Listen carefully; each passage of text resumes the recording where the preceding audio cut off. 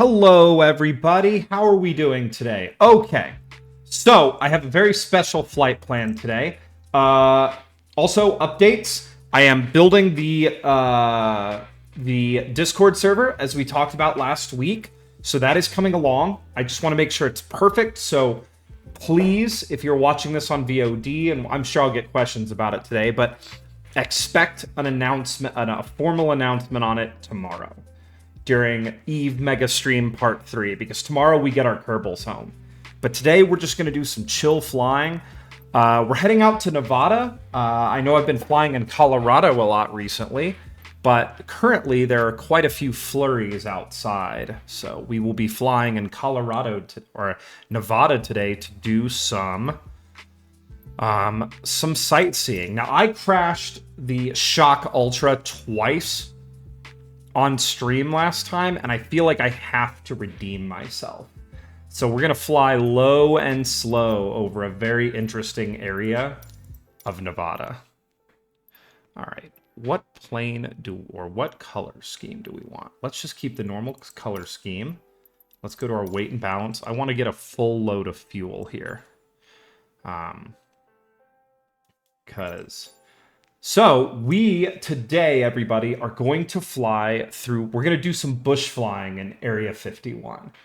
Area 51 is a unique place. It is named. There's actually like Area 52, Area 53. There's lots of places in Nevada that are just called areas by the U.S. government. Fun fact: the U.S. government owns about 90% of the land in Nevada. Very interesting state, and there's a lot of Cold War history in this part of the world. So I wanted to do, and the Cold War is probably like my favorite time in U.S. history. So I wanted to do some flights today that will make everybody, something very interesting for us to see. Actually, we're going to set that as our departure. There we go, because I want to be able to start the plane up and taxi out. So what we're going to do today, or at least for the start of today, is we're going to take off from the, named Groom Lake facility, Area 51. We will then turn south, fly over this nice set of mountains to Papoose Lake, where we may do a nice... There are no unit conversion issues during the insertion burn. Spud, well, actually, there is big Mars news right now. We lost our boy. May he rest in peace. May it rest in peace. Our Ingenuity helicopter is done with its final flight on Mars, sadly. And we did get a picture from the rover of it sitting proudly on some dunes. So it did land successfully. It just busted a prop doing it. But yes, we're going to do a lovely flight around the Groom Lake facility in Nevada today, which is very interesting. Now, yeah, we're going to fly down to Papoose Lake, maybe do a landing there.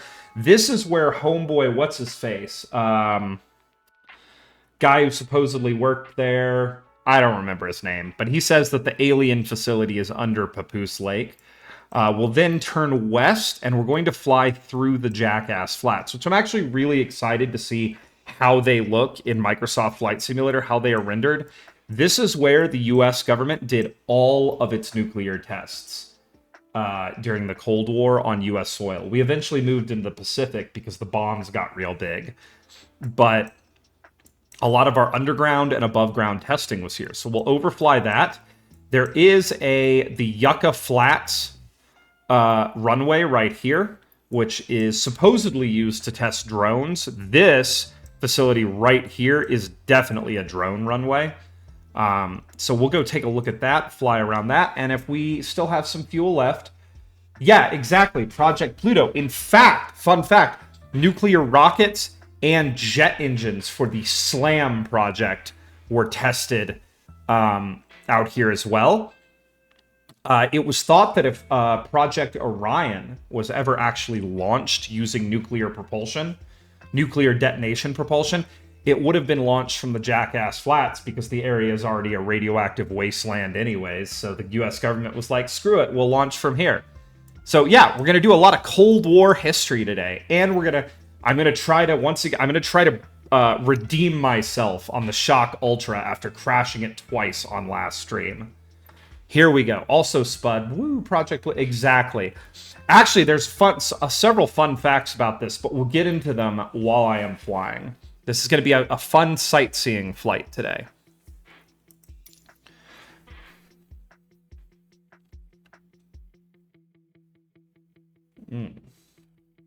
Oh, that's good coffee. Also, I just got new coffee, and oh, it tastes so good. Coffee. I have never managed to successfully taxi the Spirit of St. Louis and take off with it. If I really was stupid, like a fun mega stream would be... Oh, it's called Donut Shop. It's literally like a Keurig brand, and it's just like... It's just coffee. Like, it's not flavored or anything, but it just tastes really good. Okay. So let's go ahead and get our plane started up, everybody. Okay, we are deep inside the restricted airspace of Area 51. So, fun fact, during COVID, the Groom Lake facility actually allowed several private pilots to transition through their airspace. During COVID, it was actually apparently just like the best time to be a private pilot because any international airport basically in the world was your playground. But a couple of pilots, I guess, just decided, screw it. Let's go see if we can. Let's go see if we can just request airspace transition at Groom Lake, and they allowed it. Sumatra, and I feel bad about it because I just know fucking killed like 1,000 orangutans to make that. So you're just sitting, Spud. You're just sitting there in the morning, and you're like, oh yes, orangutan death. Oh, good coffee. All right, let's go ahead and kick our master on. See if I can actually still start this thing. Let's get our avionics on. 12 volt is inoperative. Dumb. Okay. Let's get our magnetos on. This plane is, as I remember, is pretty simple. Check our throttle. There we go. Everything that literally should be it. So let's just go ahead and fire up our engine. There we go. Easy peasy. Like, genuinely, like, the easiest aircraft to start. Okay. We got our flaps. Good. All right.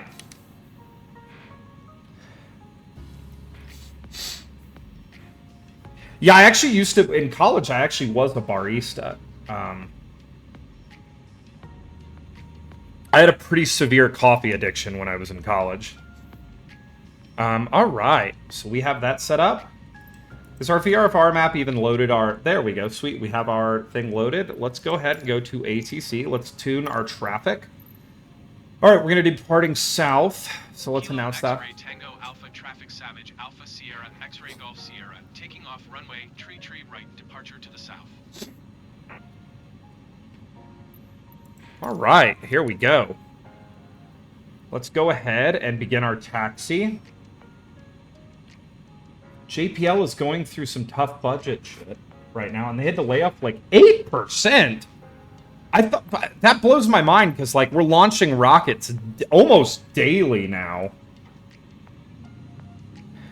I should check in with a friend of mine that I know works at JPL and see if their job is still like, see if they even still have one. That's kind of shocking to me that we're laying people off in our space stuff. I mean, I thought we had Space Force and stuff now,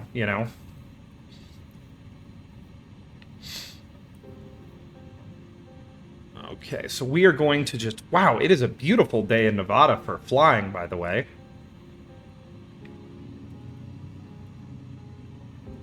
So we're just going to go ahead and taxi out there. Once again, you got to be really careful when taxiing this plane because it will just try to take off.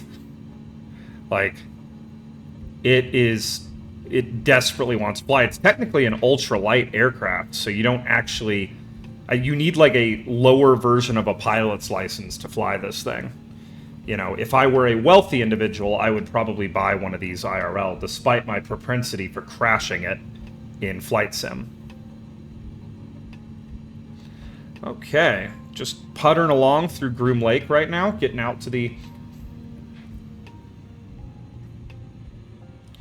Oh, okay, that makes sense. Well, that sucks. I hope that they're only furloughing those workers rather than laying them off. Because at least then you know if you're furloughed, your job is waiting for you just as soon as budgets are known. I feel like budgets are tight everywhere right now because at my current job, it's not, you know, my current job is not my favorite in the world, and I'm hoping to switch jobs soon, but even at my current job, our supervisor came in and basically was like, hey, like, budgets are tight this year, and we, as he put it, we will make budget. You know, we will not go over budget. So things are really, really tight right now at my current job. So it sucks because, like, when I took this job, you know, it doesn't pay that much, but everyone was like, oh, it's okay, like, you'll get tons of overtime. And there's, like, no overtime right now. Oh, fully laid off. That sucks. I got laid off a couple years ago, and I've never really recovered from it. I got laid off the summer of 2020, and I've never really found another job in my industry, which is unfortunate. All right, we'll go ahead and take taxiway B here, because we don't really need that long of a runway to take off. Heck, I could drive out on the runway just over the grass, but I'm not, even though I'm flying a Savage, I am not a Savage, so I will be, you know, a good boy and take the taxiway out to this runway. Anyways, in other news... Also, Spud, how's the, have you started on the aquarium yet, now that you have all the stuff? I'm gonna keep asking till I get a good update. Ugh. Somewhere, Spud, there are little shrimp that need a home. They need a home.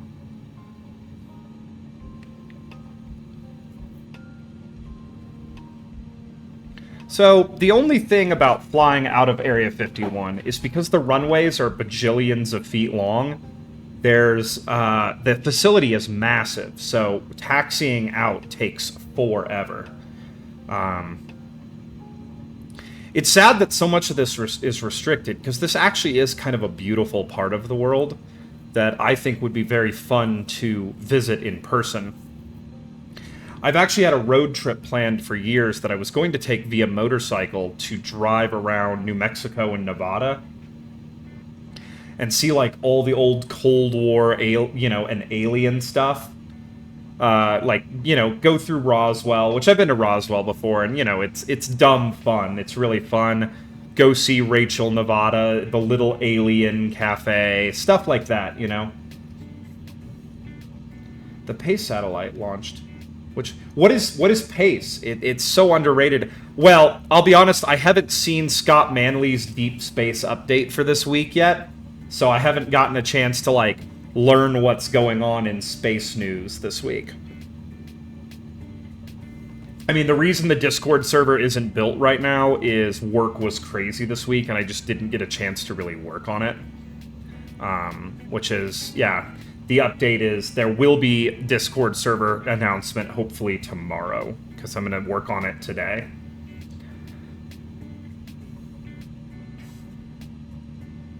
But yeah, what is PACE?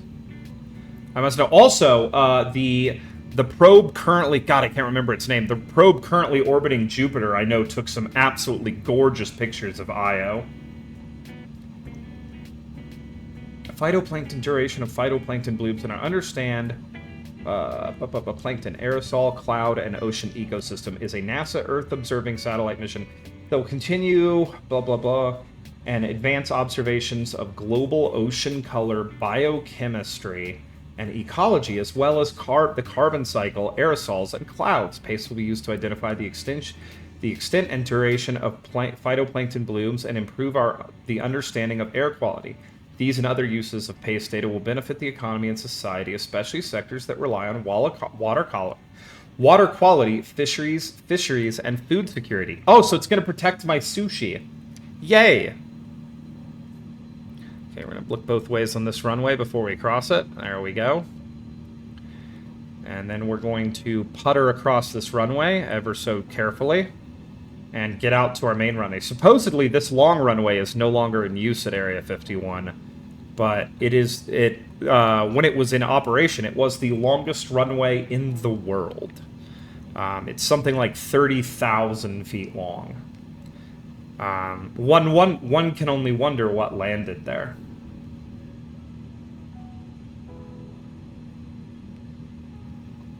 Oh, really? Wow, okay. I had no idea. I'm learning.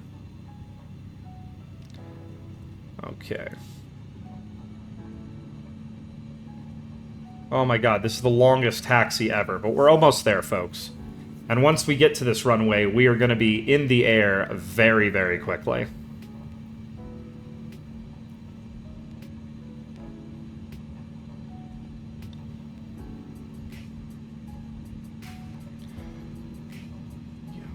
Wow, I had no idea. That's pretty interesting. We talk about it all the time. I cannot wait for the Europa Clipper. I feel like we're going to know a lot about Europa the moment that thing gets there. We're going to get so much more data than we've ever had.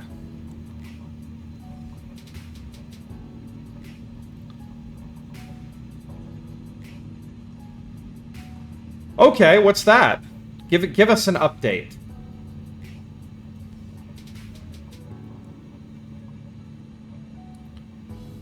Oh, that's unfortunate. Well, it's unfortunate that you don't get to go this summer, but the nice thing about Yellowstone is it's going to be there. It'll be there waiting for you. Okay. Yeah, it'll be there waiting for you, so that'll be okay. Yellowstone's not going anywhere. Using the money to go to... Oh, Lunar and Planetary Science Conference over spring break. Hey, that'll be great, though. Potentially, you never know, go rub elbows with the right people, and you might find yourself in a funded master's program. It's getting master's funding is a lot of it is, networking. Okay, we're going to depart south. Okay, and we're taking off runway 33 left. Oh, I'm on 33 right. Whatever, doesn't matter. No one's out here. Let's lock and load. Here we go.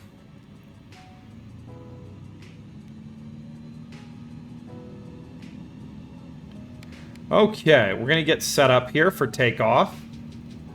We're going to putter out here onto the runway.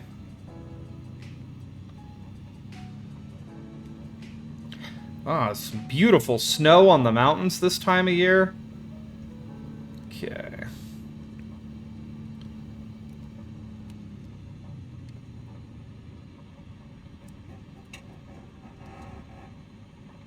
It was my idea. I wanted to save my parents the trouble of traveling that far and a little bit of tuition money.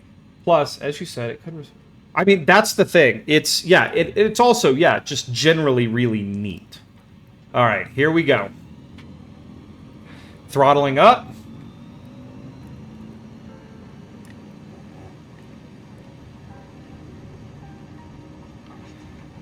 Yep. Tail wheel is up. And we're up.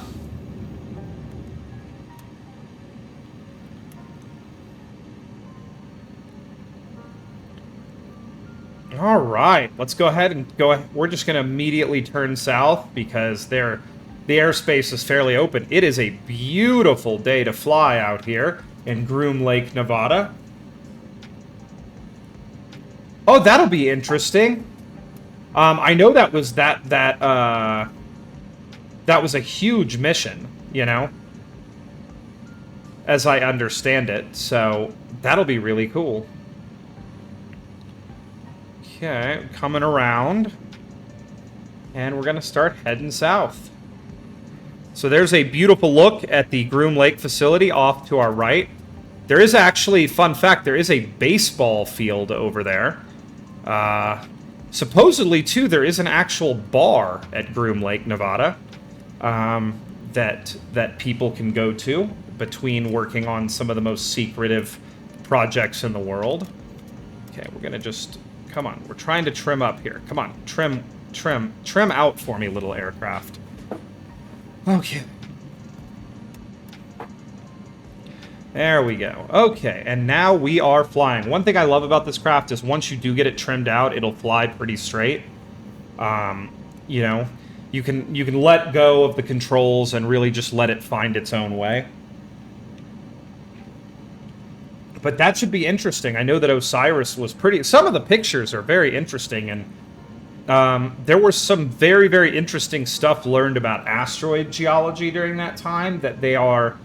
You know, I believe the asteroid they went to was, you know, it's... Asteroid geology, at least, appears to be a lot more dynamic than we thought it was. They're not just dead space rocks. They you know, they move and reshape themselves. Things change from quite a bit from time to time. You know, it gives... You know... Or missions like that really tell you that there truly is really no boring object in our solar system.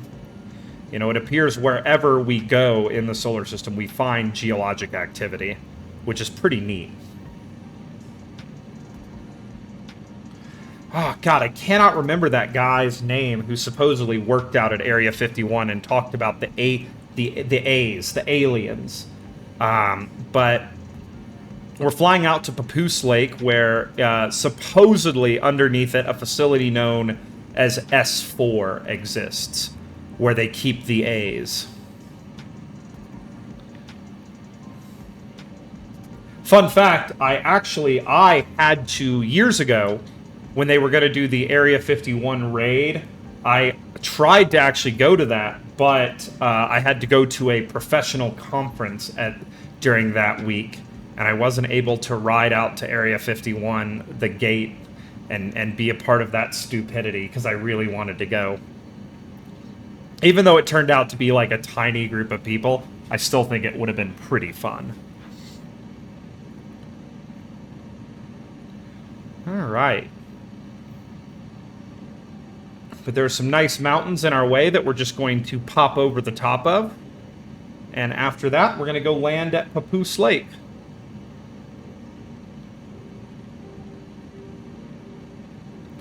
I'm very excited to see how the Jackass Flats is actually rendered in this game. Also, fun fact, the astronauts that went to the moon typically trained out at the Jackass Flats. That was a training ground for potential astronauts for moon missions. All right, we can see Papoose Lake coming into view here. So what we'll probably do, since we're in a bush plane, is we'll land at Papoose Lake. And I'll try not to crash this thing, as I crashed it many times last time.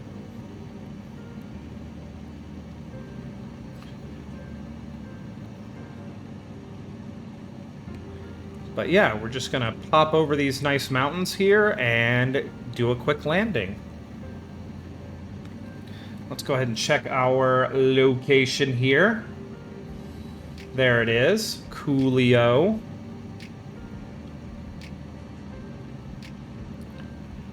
But yeah, that's super cool. You'll have to give us an update after you go to the conference, you know, so that we can hear everything cool that you learned.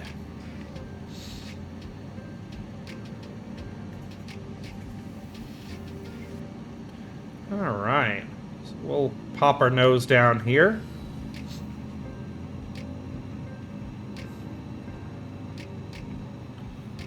And we'll just fly on in. We'll coast into Papoose Lake. This is a gorgeous, gorgeous spot. Once again, it's kind of sad that this is all so off limits because it's such a beautiful part of the world. And we are flying, I think, the perfect plane for sightseeing right now, outside of that bubble plane that I keep crashing, because this plane just flies so slow. We're not actually going 140 miles an hour. We are doing 140. That airspeed indicator is in kilometers per hour. So we're actually doing just, you know, barely highway speed, or at least on a fast highway speed. And here we go. We're going to land at Papoose Lake. ever so gently.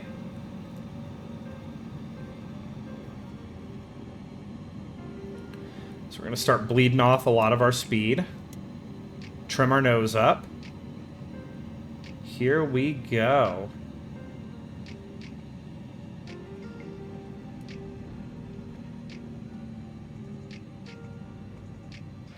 Okay. Let's get a little bit of flap down. There we go. Okay, we're going to add some throttle because we don't want to stall. There we are. Alright, let's look out over the nose and find our nice landing. I think I'm just going to turn south here across the lake and set our plane down.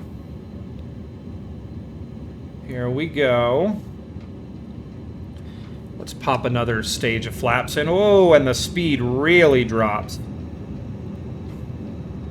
Bring our nose down a little bit. Okay. Just managing our speed very carefully. So we come into this dry lake bed.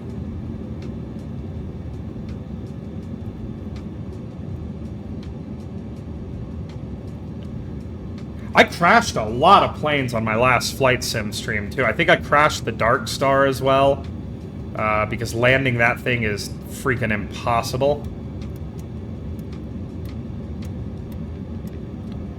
Okay. So we're just going to come in here. And the nose is going to try to lift. That's okay. We're just bleeding off our speed now. Here we go. Throttle down. I don't really know how high we are. Typically that's what an altimeter's for, but I don't, you know, I didn't set mine. That's alright. There we go. So there's our bounce. There's the ground, and we're just gonna... There's our stall horn. We're getting a low oil pressure light, but that's just because we're at idle. Yeah, that's just because we're at idle. That's alright. Yeah, oil pressure will be low at idle. That's alright. But yeah, there we go. This is where supposedly... Also, you can really see just how insane the flaps are on this plane. Like, look at that. They're multi-stage flaps, or multi-piece flaps, and they just are basically a flat plate that allows you to land, come in super steep, and land basically wherever you want. Alright, let's go ahead and take back off. So I'm going to go ahead and throttle the plane up. Off the brake.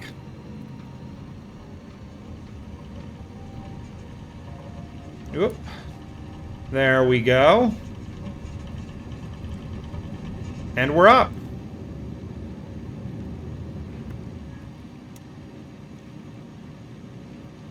All right. Beautiful. We're going to go ahead and come around here and start heading to the northwest towards Jackass Flats, where we're going to see some cool nuclear craters. But yeah, Spud, that conference sounds really cool. You're going to have to give us all an update once you've been there and you hear what they're, you know, discussing. All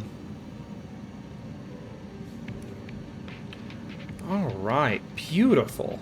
What a pretty day to fly. Okay. All right, we're just gonna climb out. We're climbing at about 500 feet a minute here. And we're gonna head over these hills towards Jackass Flats. Then we'll fly south across Jackass Flats, do a couple more landings, you know, check out the area. That'll be a good warm-up flight. And then, I don't know, I've kind of got seaplane on the brain today, so maybe we'll do some seaplane flying. We'll find a nice spot to maybe go fly through the Caribbean again and do some nice seaplane flying.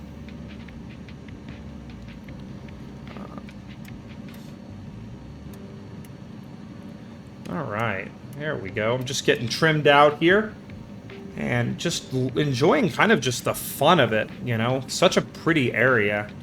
Beautiful hills over there. You can see some probably very recent, well, when I say recent, you know, in geologic history, volcanics out there in those dark hills right there.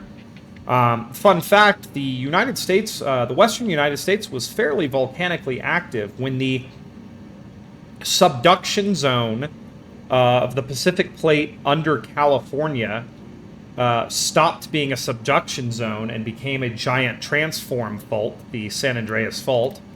The plate that had subducted under North America delaminated and slowly began to fall into the mantle. And while doing so, it caused a wave of volcanism through the western United States. That wave of volcanism propagated over several million years. So that is where a lot of your volcanoes in New Mexico and Arizona come from, along with volcanoes in Colorado, volcanoes in Utah, and Nevada. They were formed during that delamination. And this is, you know, in the last 60 million years is when all this happened. But, you know, when you see volcanics like those black hills over there off my wing, that is where they come from. Or where many of them come from. I mean, there were several volcanic events in the western United States over the last couple 100 million years, but that is where one of them comes from. Because we also had that subduction zone that accreted most of the western United States off of the Pacific Plate led to several major volcanic events over the last several 100 million years, while the North American continent was being built into its present form. There were several mountain-forming events, including the Ancestral Rockies. What is it? The Laramide Orogeny is what it's called. But yeah, we are puttering along. There is it is just a beautiful day. Many of the mountains here are snow-capped. But yeah, a gorgeous day to fly through Nevada and see a great number of very unique and interesting landforms. Can we open with a Can we open a sedimentology-themed bar named the Point Bar already? I feel like a geology-themed bar would be a very interesting place, because most geologists truly love to drink, at like a level that's probably not healthy. I met a geologist in VR chat a couple nights ago, and it was very funny because we talked a little about geology and a lot about drinking stories. They were very nice. They were an environmental geologist. I've never done environmental geology. I always, as we've discussed, worked for the bad guys. I worked for oil companies. But I did find the work very interesting, and I did get the chance to work for oil companies in one of the most restrictive drilling environments in the United States, and therefore potentially the world. You know, so I didn't feel too terribly guilty about it, because the environmental restrictions in the area that we drilled were so intense that, you know, we were able to take pretty good care of the environment where we were doing it. We actually had the best record, I believe, in the country at the time of our for our work. We also had a really solid safety record. I believe the entire time I was at the company, we only had 1 or 2 OSHA reportable events, and one of them was actually a lady in our office slipped and fell and broke her arm. That was an OSHA reportable for us. So if you're working in no matter what environment you're working in, folks, watch your slips, your trips, and your falls. Okay, we get it. You can stop shilling now. Look, I'm just proud of the work I did. I worked very hard in that industry. You know, I kind of miss the crazy lifestyle that it brought, because, you know, this may sound insane, but I do kind of miss the 24/7 lifestyle. It was really interesting.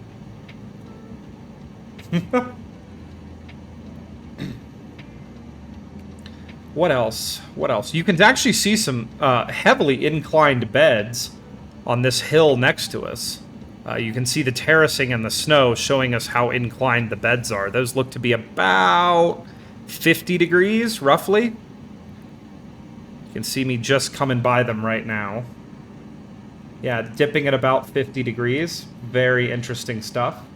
All right, here we go. Now we're going to turn south across Jackass Flats. Now, this is an interesting area where the United States tested many of its nuclear weapons, but there was a very interesting project in this era called, I believe it was Operation Plowshare. Operation Plowshare was extremely interesting because it was basically Congress saying, we have spent, bajillions of dollars building all of these nuclear weapons for a war that we're hoping never actually happens. Now, what do we do with all the nuclear weapons we built? So there was a project to determine whether or not nuclear weapons could be used for peaceful purposes. Because, if you think about it, it makes a bit of sense. A nuclear weapon can move a whole lot of Earth. There's our first nuclear crater just off to the left of the nose right there. Let's go take a look at that.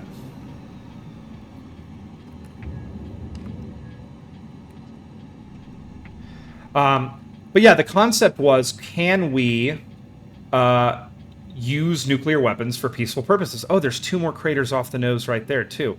Let's go take a look at those.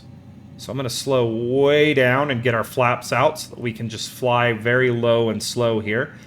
But there were a couple of interesting projects. Wasn't the Project Plowshare the one where they wanted to do nuclear fracking in the Alberta oil sands?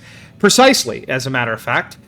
They actually did nuclear frack one place in the United States.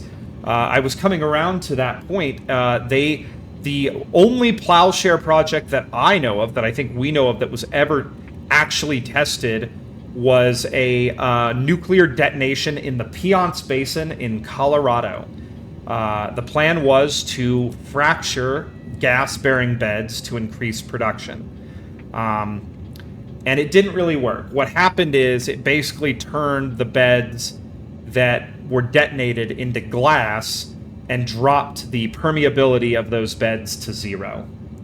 To this day, the Plowshare zone, where they detonated that weapon, is a drilling hazard in the Piceance Basin. But as you can see right here, as we're flying over it, we are flying over nuclear craters now. And you can see they go off just about as far as the eye can see.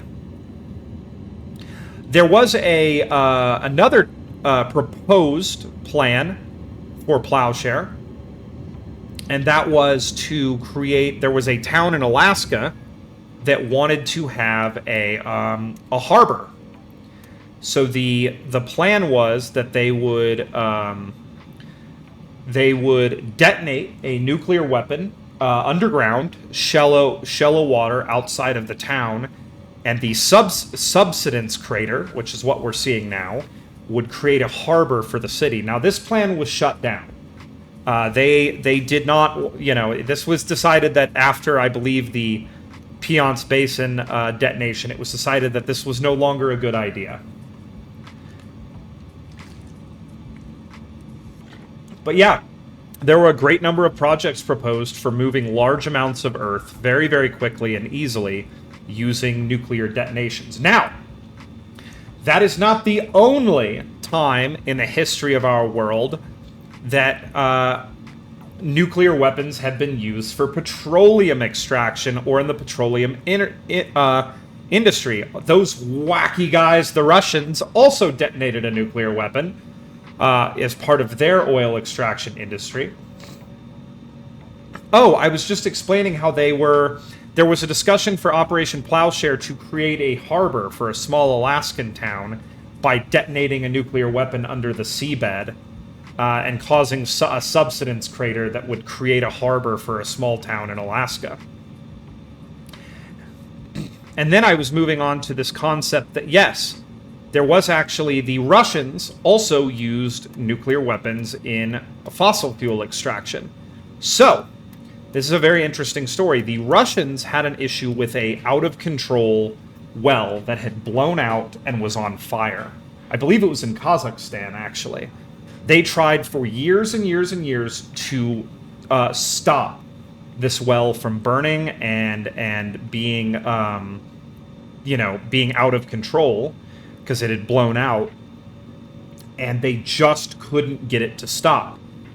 So, using a bit of directional drilling, they drilled a well next to the out-of-control well, dropped a nuclear warhead into it, and detonated it, which sealed the well shut. The explosion was about a mile down, and I believe the weapon was a sub-kiloton nuclear device, so very, very small. And, it turns out that it worked. They managed to, completely stop that well. They completely sealed it using a nuclear weapon. It was actually during the Deepwater Horizon, well event in the Gulf of Mexico, the Russians actually suggested to the United States a similar solution, drilling basically the well intercept hole for control of the well. Instead of trying to intercept the well and do all that, merely drilling a well next to the out-of-control well and detonating a small nuclear device inside of it to seal it shut.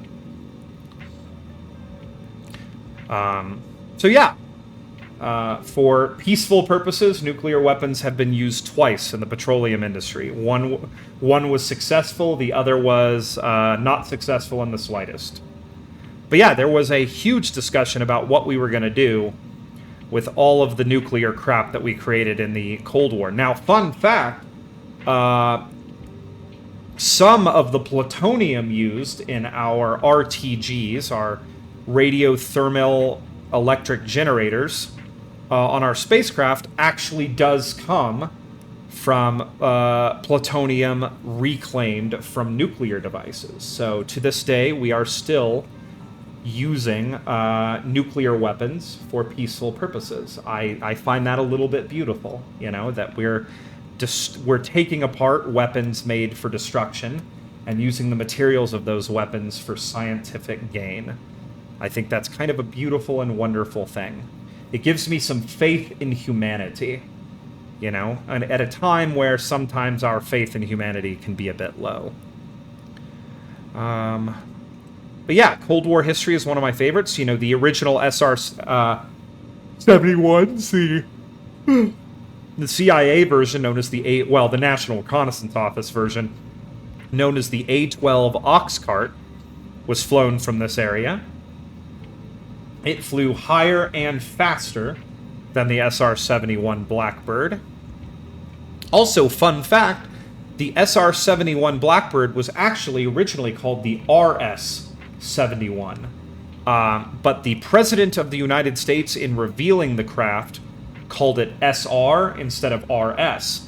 And basically the U.S. Air Force renamed the craft because you do not correct the president. Or at least that was their reasoning for it. The SR stood for Strike Reconnaissance.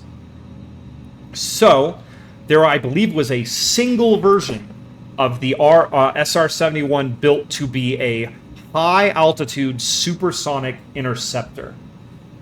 Basically, the concept was we would see the Russian bombers flying over the Pacific, and we would scramble an SR-71 to fly out over the Pacific and meet them. Now, as you can imagine, this didn't really work because it took hours to suit up, to get a pilot suited up and ready. The plane had to take off, had to immediately refuel once it had taken off, and then, only then, after all that prep time, could it be turned out over the Pacific to go intercept the Ruskies. So they only built and tested one.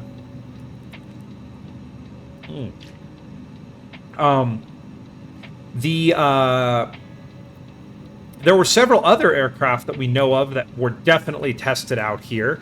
Early versions of the fly-by-wire flight systems that we developed for planes like the F-14 were tested at the Groom Lake facility. There have been several MiGs that have been what is it? Been blah blah blah. I can't think today.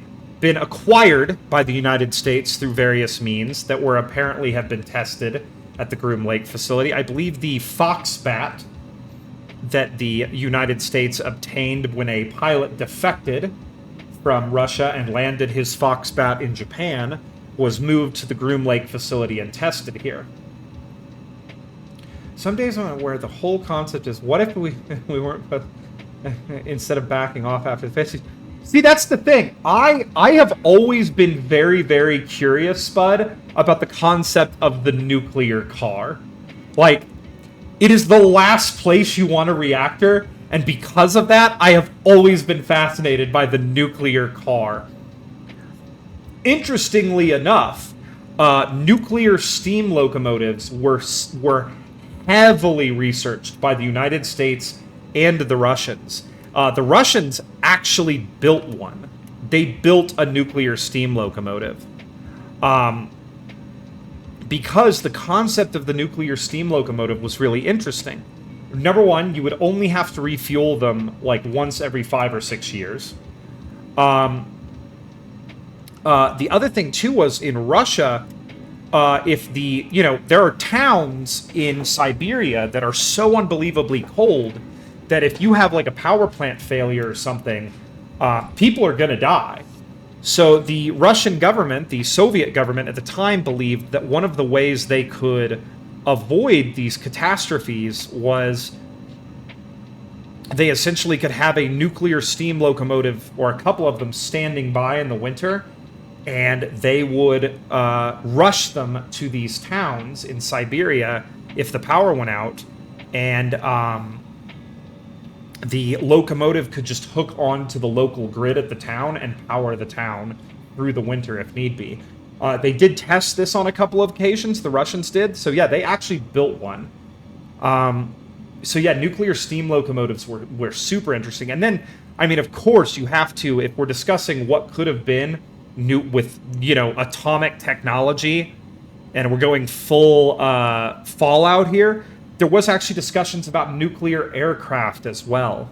The Russians did build one. They did fly it. The United States, I believe, we built a reactor and flew it, but we never powered a craft under nuclear power. The Russians did, the Soviets, and I believe basically all of the pilots who tested that program are unfortunately no longer with us.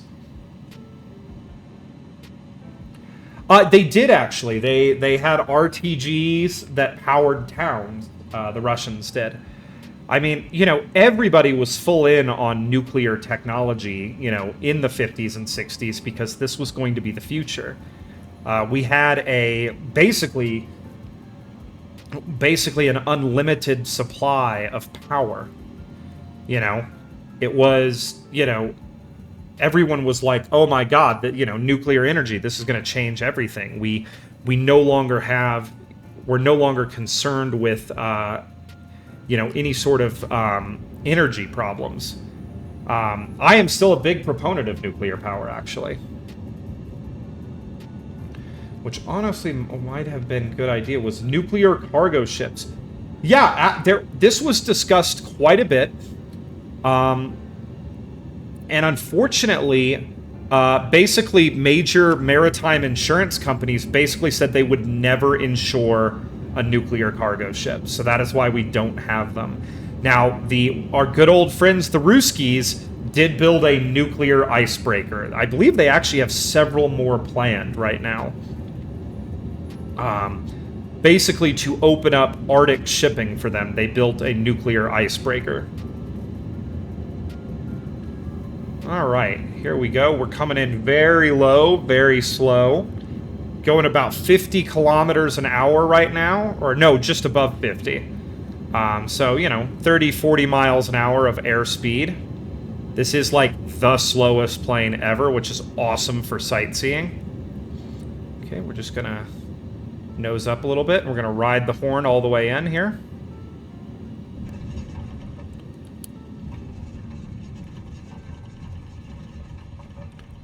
just about as slow as you could possibly go for landing. Beautiful. All right, and this is our dry lake bed near our drone testing facility. Thought I'd come in and just set down for a second, enjoy the weather. You can see the wind blowing our plane around just a little bit. So let's go ahead and get back into the air. I wish Russia wasn't the nation-state equivalent of joke with no... That's no, because they had so much cool tech that's the thing. They went, you know... It's very interesting. During the Cold War, the United States talked about a lot of stuff.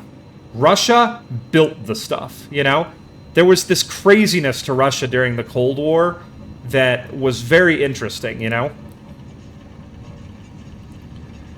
Okay. And we're up. Now, I kind of want to fly to the south of this facility and look at that drone testing site, and then we'll turn north and come land. Because, yeah, there is a drone runway down here. It is not marked, even in Microsoft Flight Simulator, as a functioning runway. But when you fly a plane that goes this slow, everything is a functioning runway.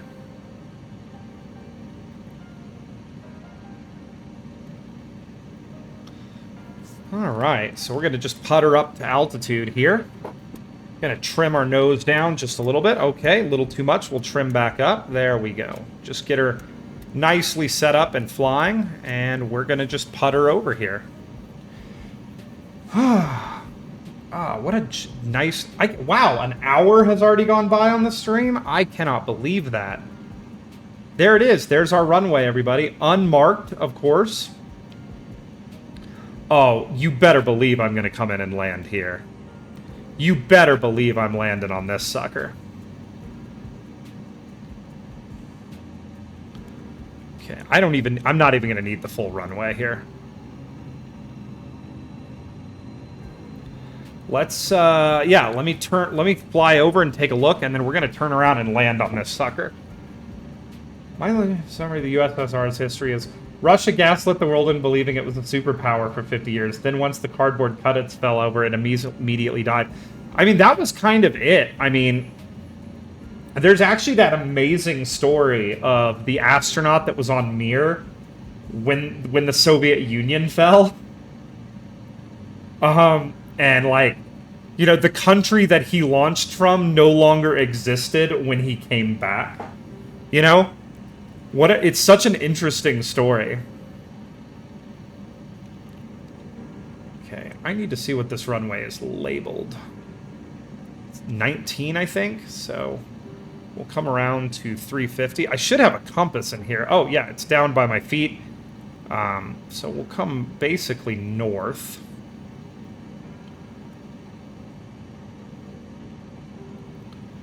Here we go. There we are. Perfect. All right. But yeah, it's very interesting. Like I said, the Russians got pretty wacky during the Cold War. I mean, that's the best way I can describe it. I mean, one of the biggest things that truly killed nuclear energy, of course, nuclear, was Chernobyl. You know, Chernobyl really... Because, you know, when you're looking at a nuclear disaster, Chernobyl went just about as wrong as it could go. And I think that, you know, you have things like Fukushima, which, you know, make people very wary of nuclear power. But in the case of Fukushima, I don't think anybody really blames the Japanese for it. I mean, it was an American design of a reactor.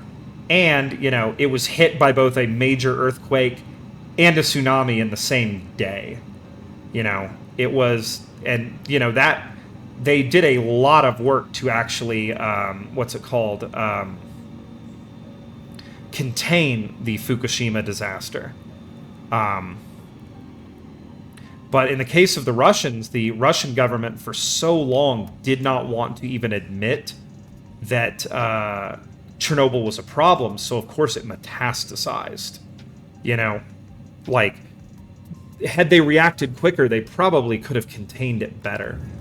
There is that miniseries they did on Chernobyl is that HBO did is absolutely amazing.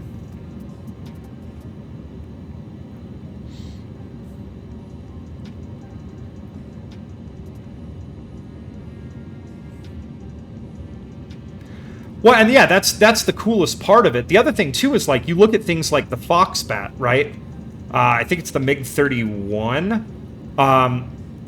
The reason the F-15, possibly the greatest air superiority fighter of all time, even exists, is the U.S. government was terrified of the Foxbat.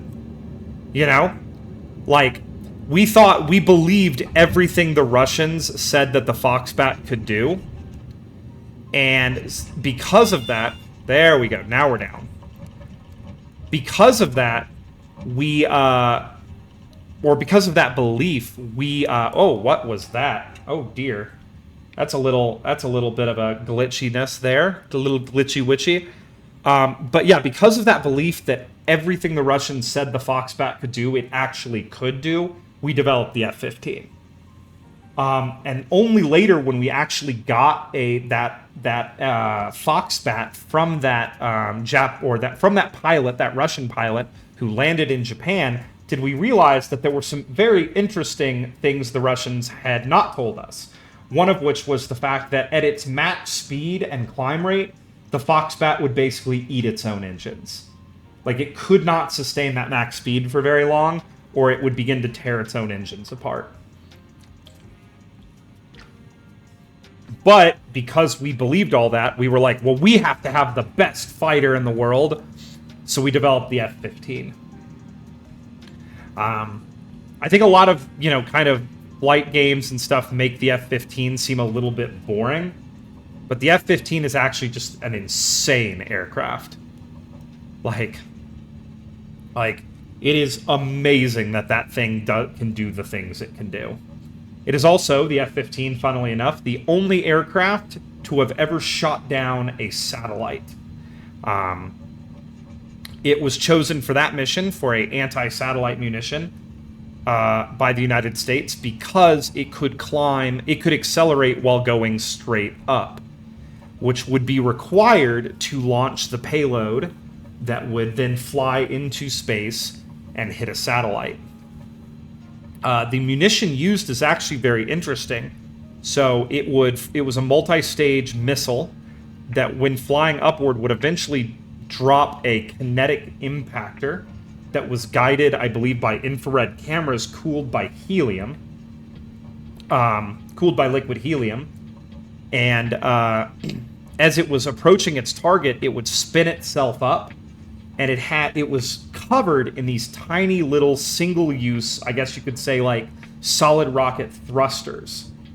And it would, while it was spinning, it would determine how it needed to adjust its course. And when one of those little single-use solid rocket thrusters aligned to the direction it needed to thrust, it would fire that little thruster. Any dictators who host in the United States is it assumes Americans are rational like he is. But geopolitics is a game of chess, and we will make the rational economic decision when faced with a challenge.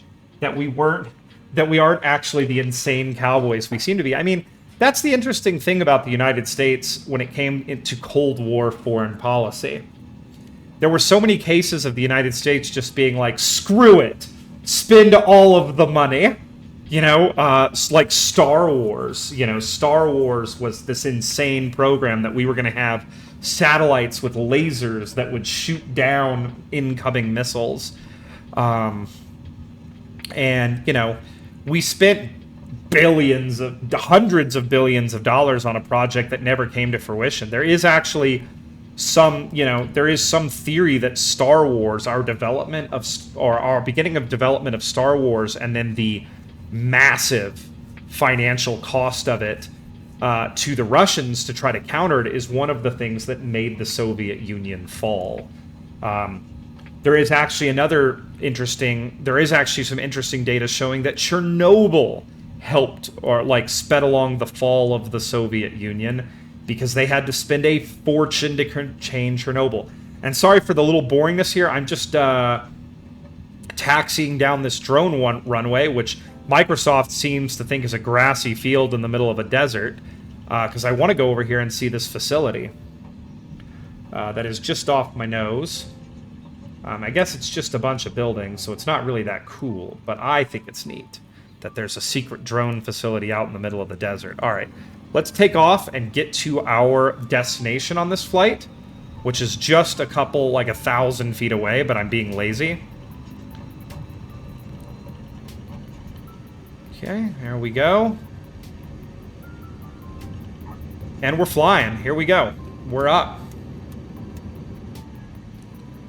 Alright, so let's go ahead and turn towards this runway, which isn't really even marked. It's just a runway out on this facility here in Groom Lake. And we will line up for our landing, shut the plane down, and then I think we're going to do some seaplane flying. But yeah, it is a good point that it is a mistake many dictators have made, is never, ever, what is it called? Never ever underestimate the insanity of the United States and her people, because you do so at your own peril, I guess is the way to put it. All right.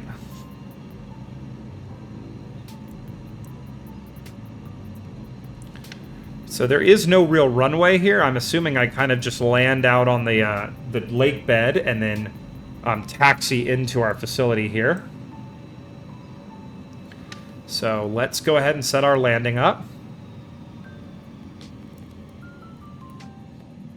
Gonna throttle way down, drop our speed.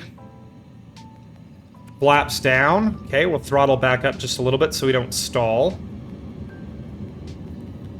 Second stage of flaps is down, and that is gonna stop us basically in midair.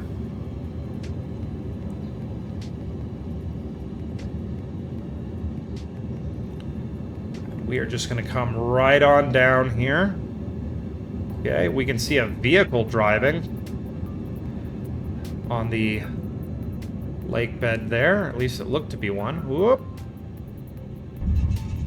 And we bounce again. I always bounce on these things. I am terrible at landing some of these planes. But there we go. We are down, everybody. Let's go ahead and taxi over. Let's get those flaps back up. And we'll taxi over to this facility here and shut the plane down. Okay, we're going to go ahead and turn. Come on.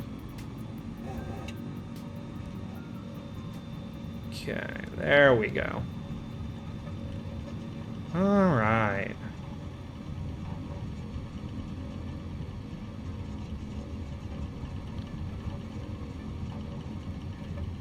Alright. And then I like the way you put it.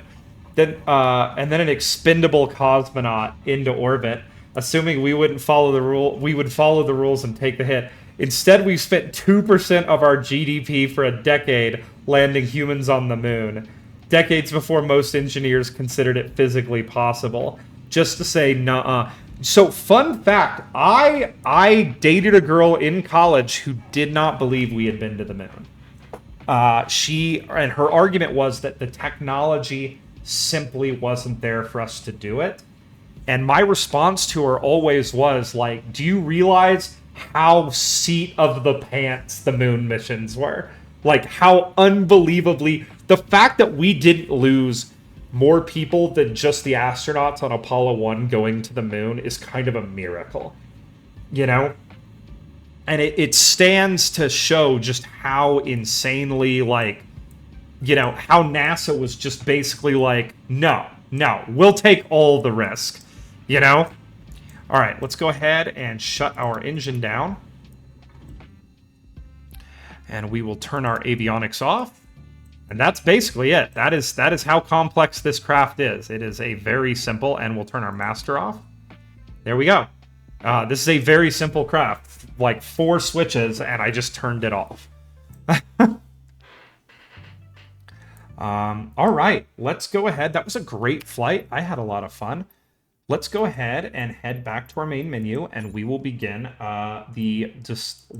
working on our next flight. But yeah, it is hilarious to me that there are people who the argument that we didn't have the technology to go to the moon is one of the dumbest ones for me, because we how do I put this? We didn't really have the technology to go to the moon. We went to the moon through throwing money at it and sheer force of will. Like, you look at the Saturn V, and the Saturn V is just a testament to man's hatred of gravity. You know?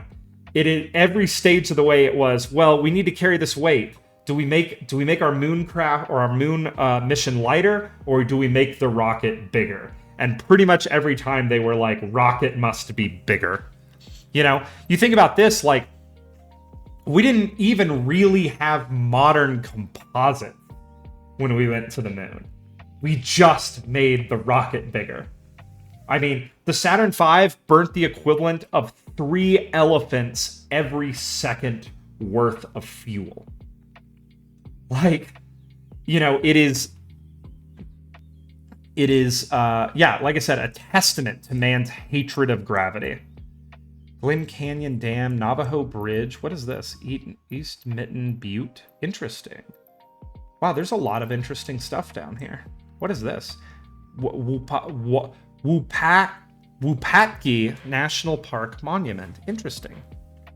Montezuma Castle National Monument. Interesting. Wow, they added a lot of stuff in the United States to go see. Royal Gorge Bridge National Park, Bishop Castle. Okay, where do we want? I did say we would fly a seaplane, but now I'm getting kind of interested in the Rockies. By the way, you can see we are getting a lot of weather in the Rockies today. It is, like I said, snowing outside, lightly. Let's go ahead and let me change the time here.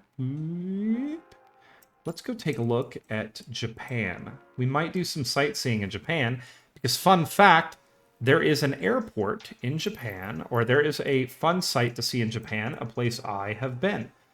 This is Mount Fuji here. Fun fact, I climbed Mount Fuji many years ago. I believe 2014, 2015, somewhere around that time. I traveled to Japan and climbed Mount Fuji. Actually, we have several gorgeous lakes around Mount Fuji, so I'll tell you what we're going to do. We're going to do some, yeah, I think this will be fun.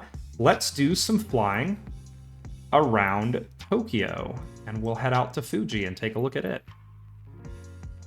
I'm pretty sure this is a military base, but we'll fly out of there anyways because we are important. And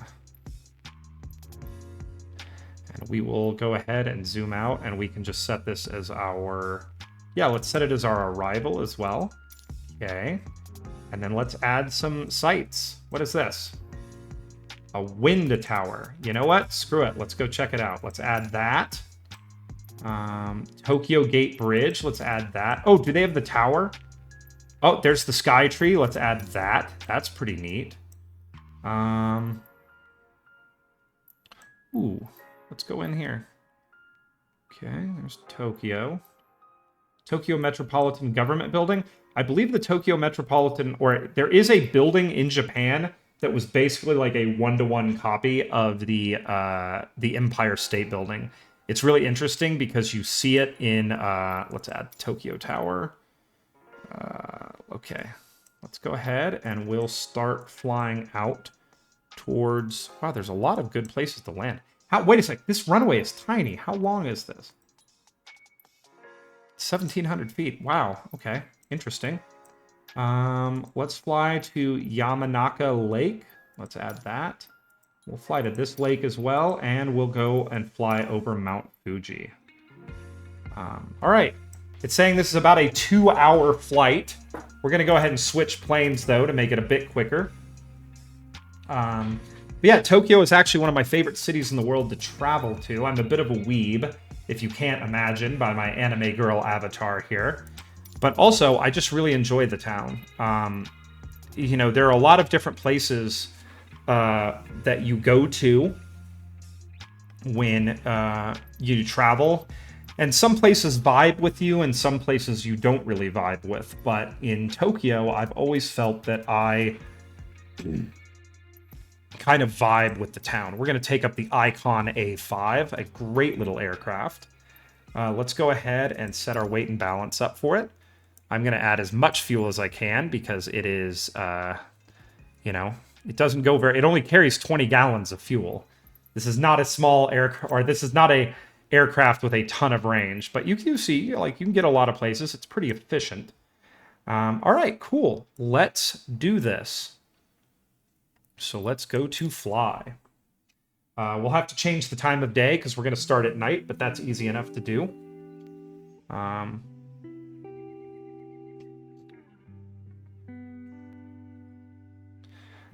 Oh, another thing we need to fly eventually is I do have the Pelican from Halo as a flyable aircraft in Flight Sim, and it is hilarious to fly.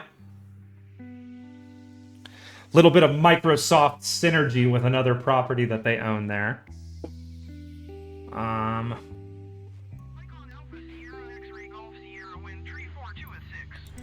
Okay. Oh, is our plane already running? Ah, whatever. We can just take off and fly. We don't need to do our full startup procedure today. All right. So this is the Icon A5. Let's go ahead and get our flaps down. Okay. There we go. All right, we're configured for takeoff. Let's go ahead and get our map open. There we go. So interestingly enough, if it looks like a car that we're in, it is because the Icon A5 was designed to be basically a car that you could fly.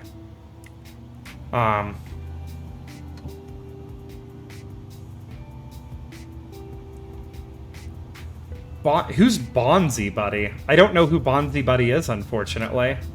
You're making a reference that I do not understand.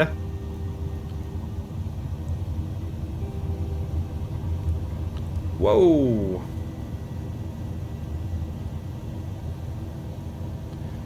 Okay, we're up. Let's get that gear up. Okay, let's get our flaps up. We're going to throttle back just a little bit. This thing has tons, and I mean truly, tons of power. Genuinely, this thing has a ton of power for its size. Okay. Virtual pet malware thing that became a shitty meme like 10 years ago. Oh, okay. Yeah, sorry, I'm too, I guess I'm too boomer to get the joke.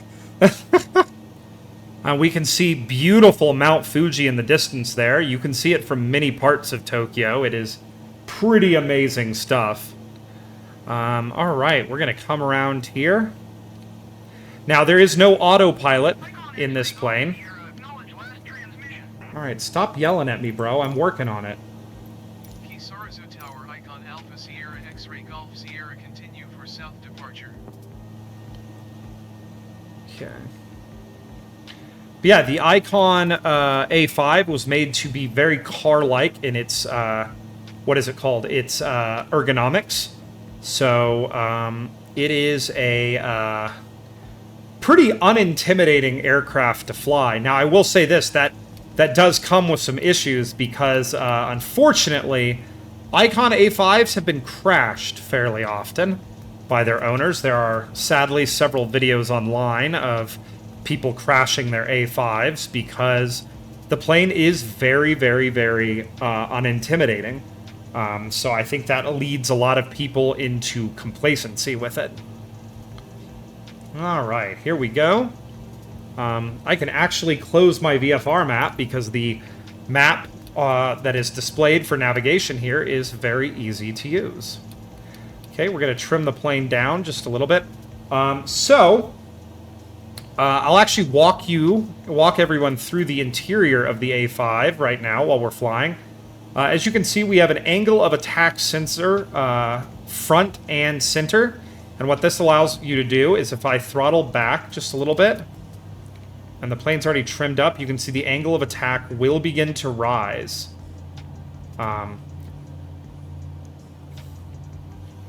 This angle of attack sensor is front and center because it's considered by Icon to be like the most important gauge in the cockpit. This plane also has very curious stall performance. So as I bring the nose up, even under power, you'll hear my stall alarm go off, and the plane will desperately try not to stall. Like, it just wants to keep flying. So if you'll notice, it doesn't, like, wing over stall or anything. It just brings the nose down ever so slightly when it stalls. That nose drop there was me actually dropping the nose. Yeah, it will just keep its nose up and kind of just flutter down like a leaf when it stalls. Very interesting performance. It trims out very nicely, so while there is no autopilot, once you get it trimmed out, it kind of just flies itself. Very unintimidating. If I were a wealthy individual, I would strongly consider owning an Icon A5. Because, yeah, they are very, very cool planes. They also have a flight training program that teaches you to do water landings. This is a seaplane after all. Icon X-ray Golf Sierra leaving my airspace frequency change approved. Okay, we'll acknowledge our frequency change. But yeah, beautiful flight right now over Tokyo Bay. Heading out towards... We'll go ahead and turn and get on course here. So this is the Wind Tower in Tokyo Bay that we're getting ready to fly over. Oh, sorry, big hiccup there. We're just gently going to throttle back here, and we want to descend. So we'll glide down.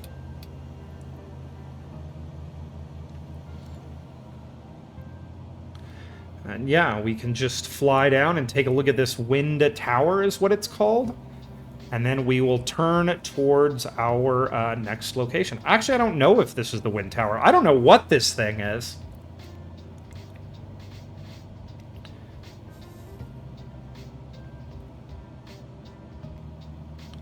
But we'll just coast down and take a look at it.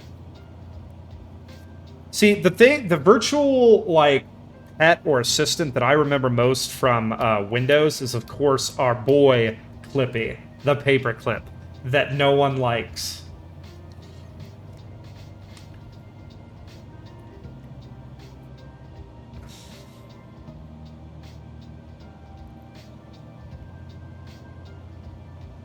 All right. Yeah, we are just slowly gliding down to see what the heck this thing is. Is this a radar? It might be something like radar-based.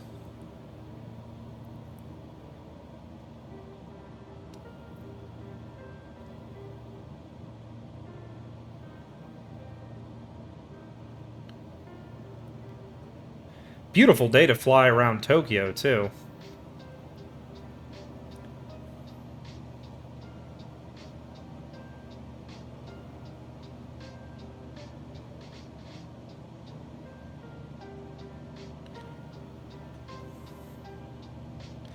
Yeah, I think it's like a radar of some kind. Interesting. Very neato.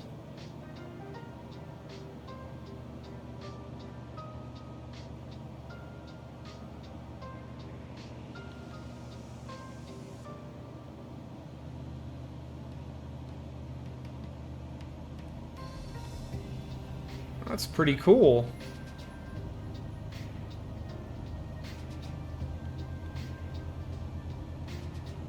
Interesting. That's pretty neat. All right. Let's go ahead and throttle back up and climb.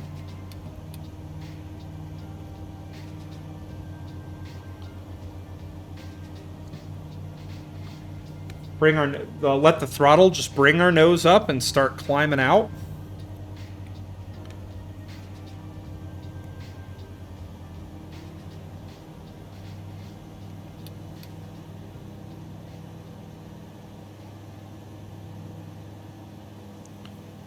Alright, here we go.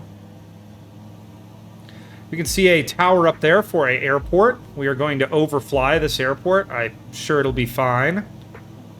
I don't actually think these big airports near Tokyo get a lot of traffic anymore. I'm sure they do, but there's more local traffic. Most of the international traffic for the Tokyo area comes into an airport known as Narita, which is something like 60 miles or something north of Tokyo. Narita International Airport is a train. You basically take a train into Tokyo once you land at Narita. The train is known as the Narita Express. Tickets for the Narita Express are usually the first major challenge that any non-Japanese speaking person meets when they get into the Tokyo area.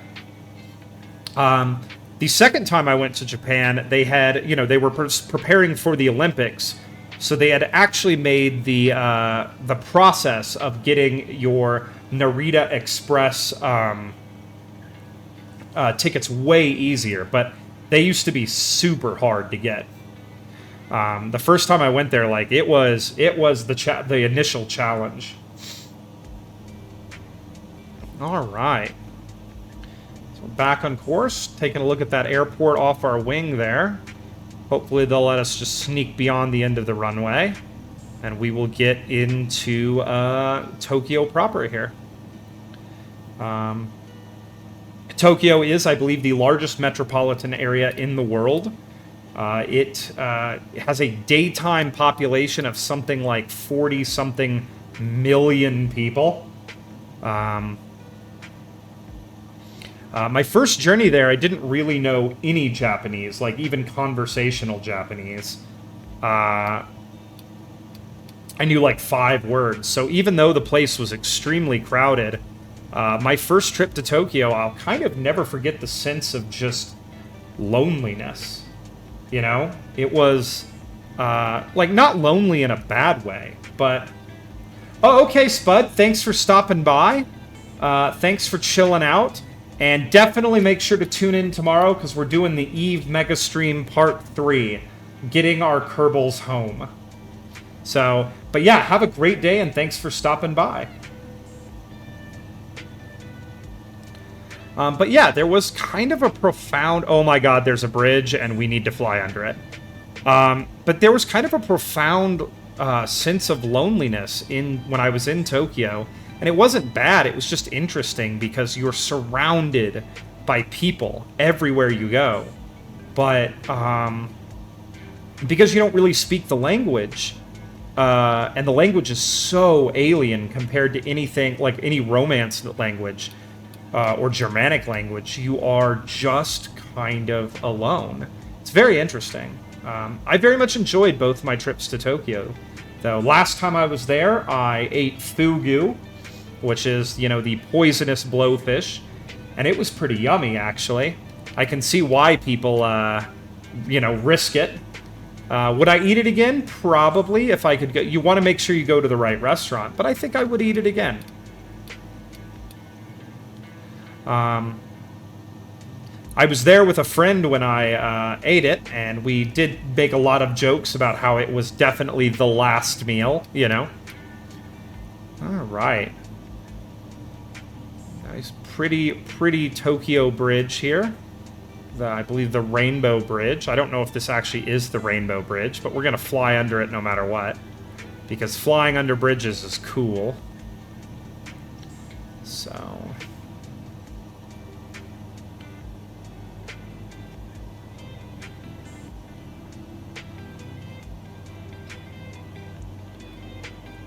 Okay, here we go.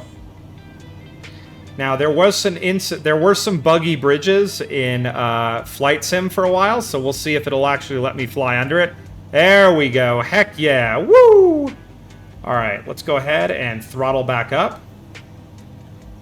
Climb out and turn towards Tokyo proper, because I believe Tokyo Tower will be coming into view very soon. Go ahead and bring our throttle up and climb out very quickly here.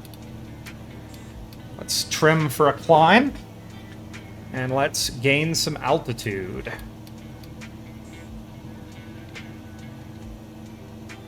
You can see our final one of our destinations out the left window here, Mount Fuji. It is actually very interesting. Mount Fuji basically looms over Tokyo in the distance. It's very cool when you see it. I'll never actually forget one day I was watching the sun or walking around during sunset, and Mount Fuji in the distance looked absolutely beautiful. And I noticed that there were people on the street, Japanese people, who saw Fuji every day, stopping to take pictures of it because, you know, the Japanese are apparently still very, very proud of the natural beauty of their country. There's a really cool Ferris wheel right there. Look at that. Kind of forgot how much I like flying the Icon A5. This plane just, it flies so nicely. Oh my god, the rendering on that, the photogrammetry on that thing is terrible. All right. So let's go ahead and turn, put Tokyo Tower right on our nose, right there. I believe that is Tokyo Tower. And then we will go take a look at the Sky Tree, which is another very large tower in Tokyo. I forgot what YouTuber it was, but I believe there was a YouTuber who does a lot of anime content. And they, I believe, proposed to their significant other under the Tokyo Tower.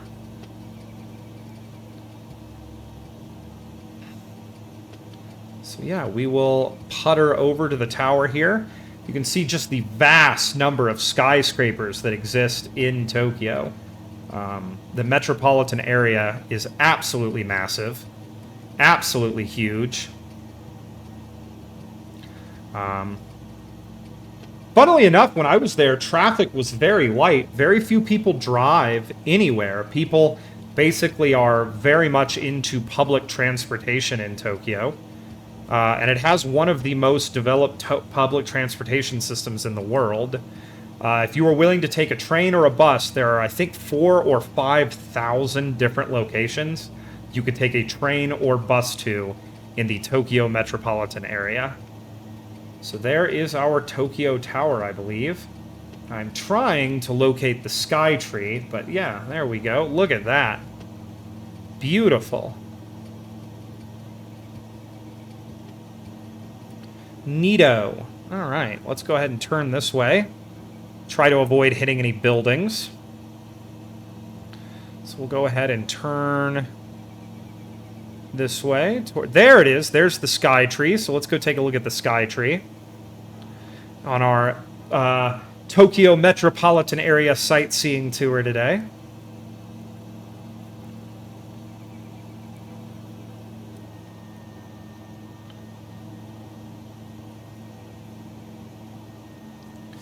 All right, we burnt through about 10% of our fuel. So we are puttering along here with our nice, what is it called? Our nice, fuel burn rate. And we're actually going near 100 knots, which is a little above the ideal speed for this craft. But like I said, it's just got so much power that it can get away from you a little bit. Quickly. It's just very efficient in the air.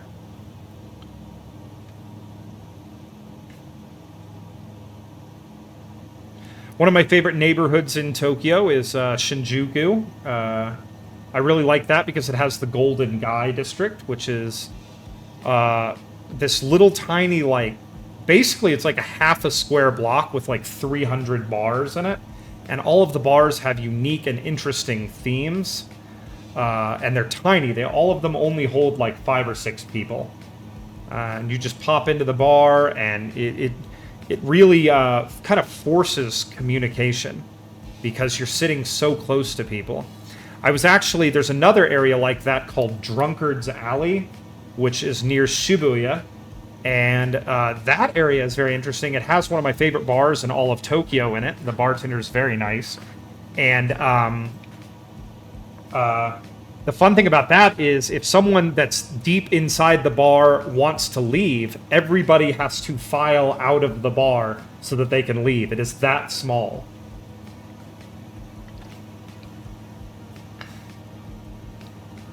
But yeah, here is the Tokyo Sky Tree, everybody.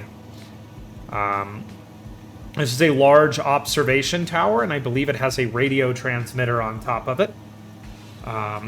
This is another interesting landmark to see if you ever get to go. I have never actually been up in Tokyo Tower or the Sky Tree, but I would like to go someday. It's on my list. So we will pass, but we'll circle around behind it here so we can get a nice look at it.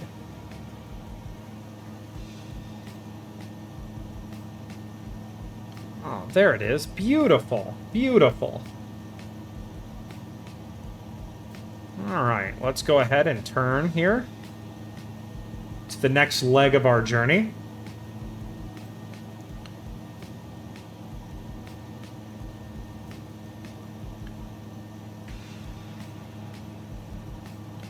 But yeah, there is the Sky Tree.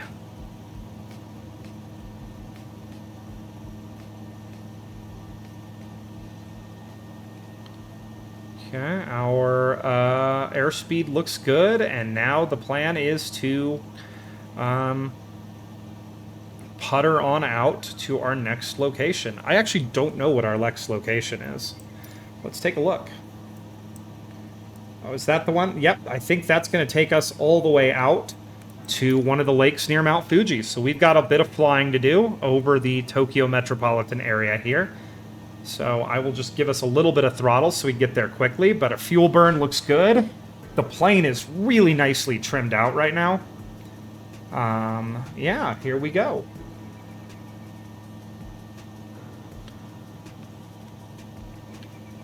But yeah, just a really fun place to fly around. So many interesting landmarks. Oh, those interesting ridges on our wings that you can see, where the wing shape changes about halfway down. The reason that exists on an aircraft is to prevent stall propagation across the wing. So that is an anti-stall mechanism. Once again, the Icon A5 was designed to have really, really, really consistent and predictable stall performance. To the point where the plane really desperately tries not to ever stall.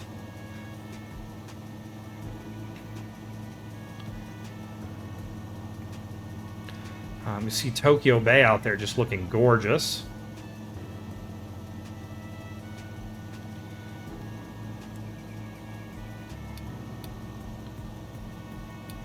All right, there we go. We are just awesomely trimmed right now. I am not even touching the controls, and the plane is basically flying itself. I'm going to add a little bit of right rudder trim there.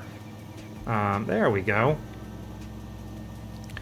We're flying through the downtown area. I actually believe right there, just off our nose, is that building I was speaking of that was designed, because I believe it's in Shinjuku, the building that is designed to look like the Empire State Building. I have pictures of it, and I mean, it is dead on how closely it resembles the Empire State Building. So we'll putter over here and take a look at it as we climb out of the Tokyo area and towards Mount Fuji.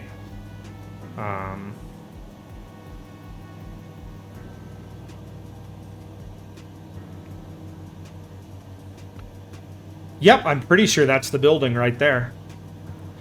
As we climb out, we will also be passing over, I believe, the neighborhood of Meguro, which is the neighborhood I typically stay at when I travel to Tokyo. I like Meguro because it is on the Yamanote line, which is a giant circular train line that goes around the city of Tokyo. You can pretty much get anywhere with it.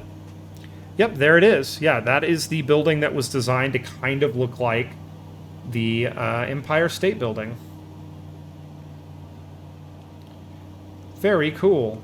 Shinjuku Station is, of course, down there as well, which is the largest, I believe, commuter rail station in the world. I believe something like 5 or 6 million people go through Shinjuku Station every day. It's crazy. It's huge. Very easy to navigate, though. If you take your time, don't panic, and you look at all the signs, most of which now have an English translation below them. When I first went to Tokyo back in it was like 2014, 2015, there was not a lot of English translation anywhere.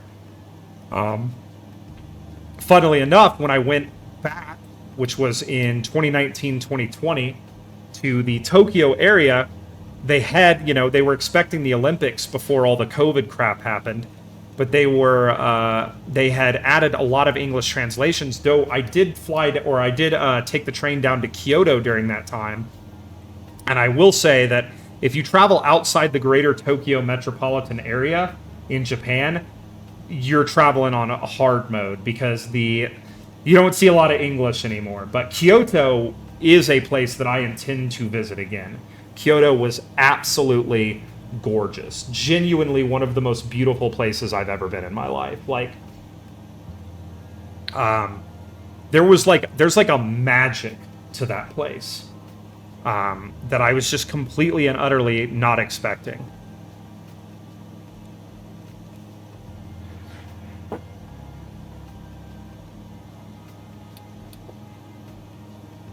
I would like to nose up and gain a little bit of altitude, so I'm going to throttle up just a little bit and trim the nose up. There we go.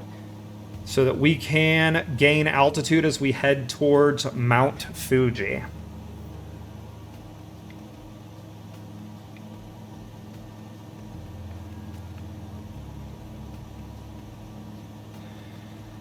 Okay, here we go. Beautiful flight today. I cannot literally believe it's been an hour and 40 minutes of streaming. Pardon the pun, but it has flown by. I'm really having a good time today, just puttering around in little slow airplanes. You can see the vast number of neighborhoods and people living in this area. Fun fact, living in Tokyo is actually kind of expensive, so part of the reason the metropolitan area is so gigantic and sprawling is many people live on the outskirts and commute in, like any major city, Yeah, but many people actually commute into work in Tokyo. That's another reason the public transportation system is so ginormous and vast.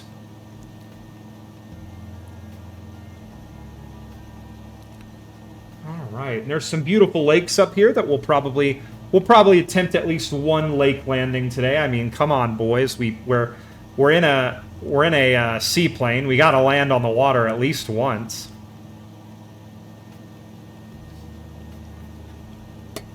Whoop. All right. Just a nice chill stream today. After my rather hectic week of work, I kind of needed a chill, gentle stream with everybody just to, putter along and fly around and just chill out. So another fun fact about the Icon is the windows in this plane are actually removable. So you can have a full open air flying experience in this aircraft. And, this is one of those planes that if I had the money, I would very much look into buying because it is just so easy to fly,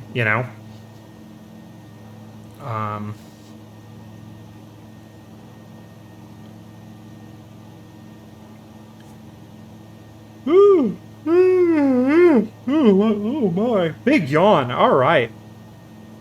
But there is the lake that we will be... Well, it hasn't quite come into view yet. We'll have to fly over a couple of small mountains here to get to the lake that we're heading to, but that's okay. We're climbing at a good rate right now. And once again, the plane is basically flying herself. We don't need I'm not really putting a lot of control input on. It's kind of difficult to find the perfect rudder trim right now between one click or the other, so she does kind of want to gently roll left or right, depending on my setting, but that's easy enough to correct for.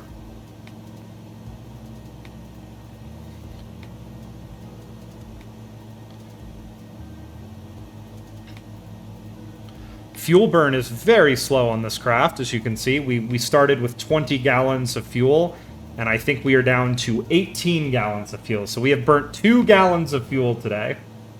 You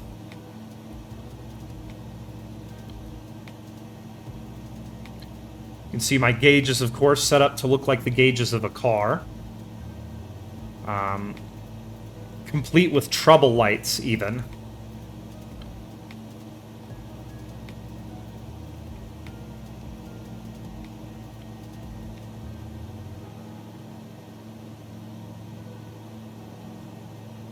Okay, there we go. Just looking at all the different views it gives me of this little aircraft.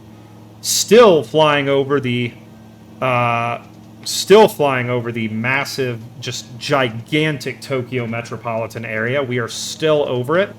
I believe currently we might actually be over the city of Kawasaki, or just north of Kawasaki, where, of course, the Kawasaki Corporation lies.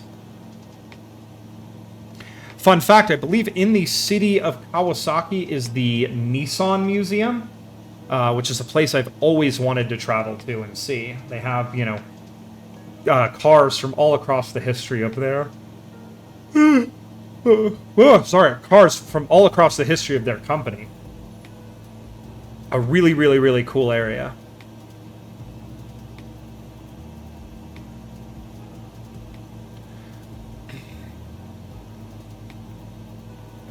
Okay, we're still just climbing here. Interestingly, there is an anime called Eurocamp, which is literally a slice of life anime about camping. It is like the most gentle, pleasing, pleasant anime ever from what I hear from people. I have not gotten to see it a lot, though I do love camping. And it takes place almost entirely around in the areas around Mount Fuji. It is actually the few scenes I have seen from it are actually like the my primary motivator that the next time I go to Japan, I will go camping in Japan. I will take like a day and leave Tokyo and go camping. You know, kind of. There's some beautiful lakeside campsites in the area, and you can camp like on the shore of a lake with a view of Mount Fuji. I also have been kind of beginning to wonder if the next time I go back to Japan, I might want to climb Fuji again. It is not that difficult of a climb, it's just a really long climb. You know, you're taking like a 24-hour period, really, to get out there, get up the mountain, and then get back to the Tokyo area proper. The first time I climbed it, I was not in the greatest of shape, so it did take me a while. I did what's called a bullet climb of the mountain, so I did not sleep at one of the tea houses. I got off the bus at about 3 o'clock in the afternoon and just began climbing. And I climbed overnight, stopping to rest at a few places along the way.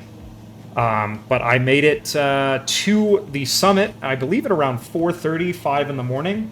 Watched the sunrise, which was quite beautiful. And then meandered back down the mountain. Now, coming down Fuji was a little bit more hazardous than I expected because the path, you take a different path up and a different path down. And the path down was kind of covered in this like little marbles of volcanic rock. So it was very slippery. You know, so I watched several people fall. I slipped and fell at least once or twice. But yeah, it was a little rough. But once I had gotten down the mountain, it actually missed my bus, so I had to get more bus tickets to get back into Tokyo. I have a picture of myself that's actually very funny because I am just like dead tired when I get back to the hotel. But I do think that perhaps next time I am in Japan, I think I probably might reclimb Fuji. I really enjoyed the climb. It was a very fun day.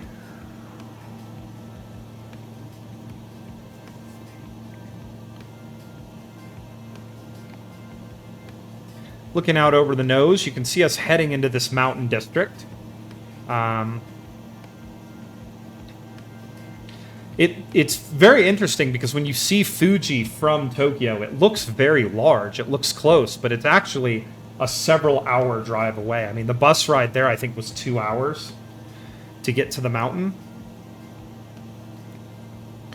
And that's a very fun bus ride because everybody is, you know, going to climb the mountains. So,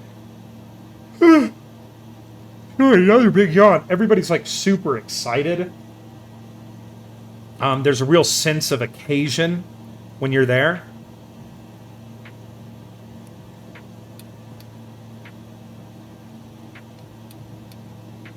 Okay, there we go. Just adjusting my trim a little bit. Where is the actual switch to adjust the trim? Oh, it's probably on the stick. I'm dumb. Alright, we are still just puttering our way over here, but we're almost there. And then we will turn around, fly back to Tokyo, and land this sucker. Which, I'll be honest, I haven't done a lot of land landings with this plane. Normally I do water landings because, come on everybody, it's a seaplane. Nice. There we go, sweet. Oh, where's my water rudder at? There it is. Bilge. Oh, landing lights. Let's turn those off. Nav lights, strobe lights. Okay, sweet. We're good. All right.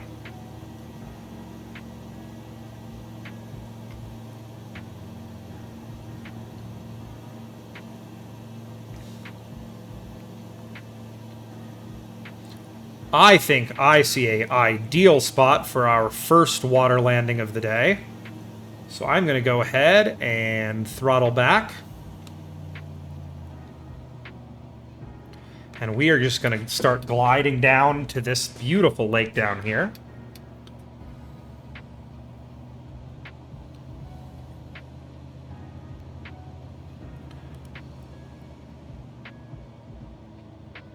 Okay. And we're just going to bleed off some speed right now so we can get our flaps down. Okay, there we go. Flaps are down. Go ahead and pop our second stage flaps down. There we go. How many stages of flaps do we have on this thing? Okay, just 2. All right, here we go.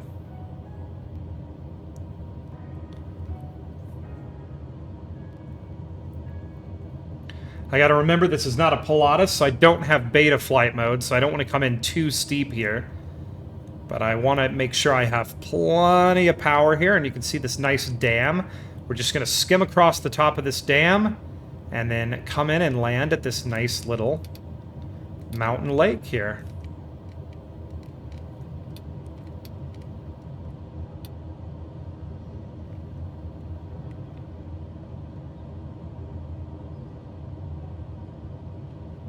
Okay, we're going to go ahead and do a side slip here, just to keep our speed down. There we go. And drop a bunch of altitude really quickly. Side slips are really fun for doing this. There we go. Going a little fast for the flaps, but it's probably okay. Okay, side slip is done. Here we go.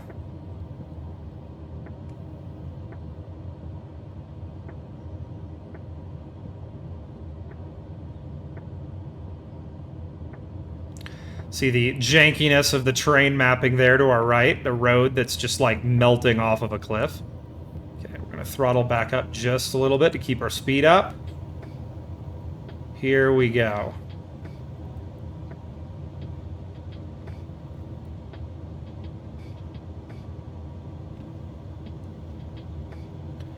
All the time in the world to just set her down.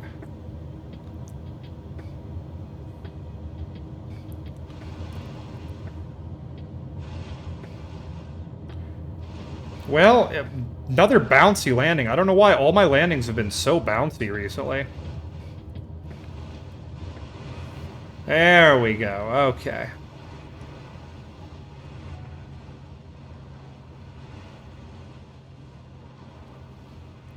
Beautiful. What a nice landing.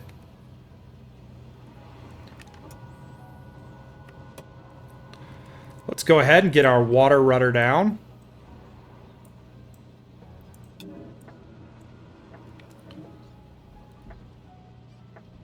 There we go. What a beautiful landing. Very nice. All right. Now what we're going to do is we're going to turn here, and I think we're going to go putter over into this little bay here and set up our takeoff.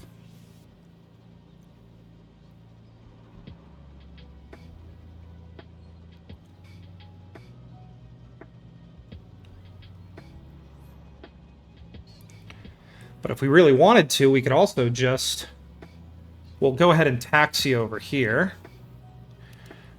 Wow, this thing really... Its turning tendencies are really harsh while you've landed.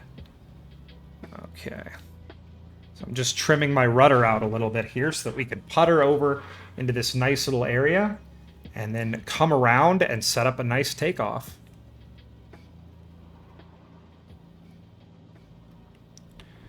Let's go ahead and turn around here. I don't know. I kind of want to just chill for a second here. This is such a nice area.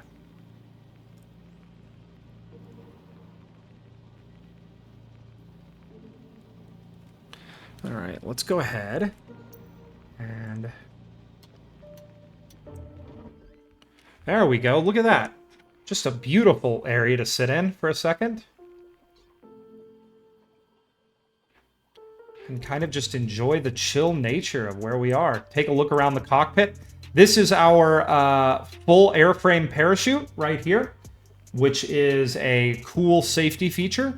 This is our wing lock because, ladies and gentlemen, the wings on this plane actually fold. The canopy, of course, opening and closing right here. This aircraft was manufactured in accordance with light sport aircraft airworthiness standards and does not conform to standard category airworthiness requirements. But yeah, you can look around the plane here. Our throttle's right there. And you can really see, once again, this plane is very car-like. It was designed to be unintimidating to fly. And because of that, there have been several accidents. But if you treat it like an airplane, it flies just fine. Even comes with cup holders, ladies and gentlemen. All right. Let's go ahead. And let's get her set back up. We have, all right, let's check our settings here and make sure. All right, let's go ahead and start our engine back up. Okay, there we go.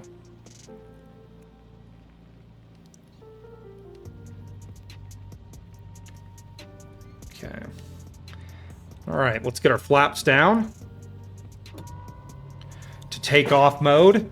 And let's see, we need to find a good spot to take off. We need a nice run up to take off. And I feel like I was going to take off in that direction, but I feel like our run up isn't quite large enough. So I think we're going to take off this way, the same way we came in. All right, I'm going to throttle up.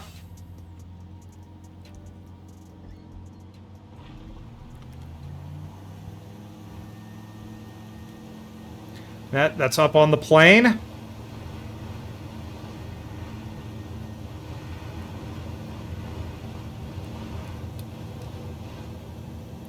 And there we go, we're up. Flaps up. And we have a lot of climb capability in this plane when you're up near full throttle. So we can really get up out of these hills quickly, which is awesome for a seaplane to have this kind of climb capability. It really is kind of a land-anywhere plane, this little thing. So I am just trimming us way up. That is the clicking you are hearing. And what we're going to do is I'm going to bring us around over this ridge and keep flying towards Mount Fuji. Now that we've done our first water landing of the day, I think there's another really pretty lake out here that we'll probably try to set down on. But yeah, let's go ahead and pop our water rudder up. We don't need that anymore, and it's just going to, what's it called? Create drag. There we go.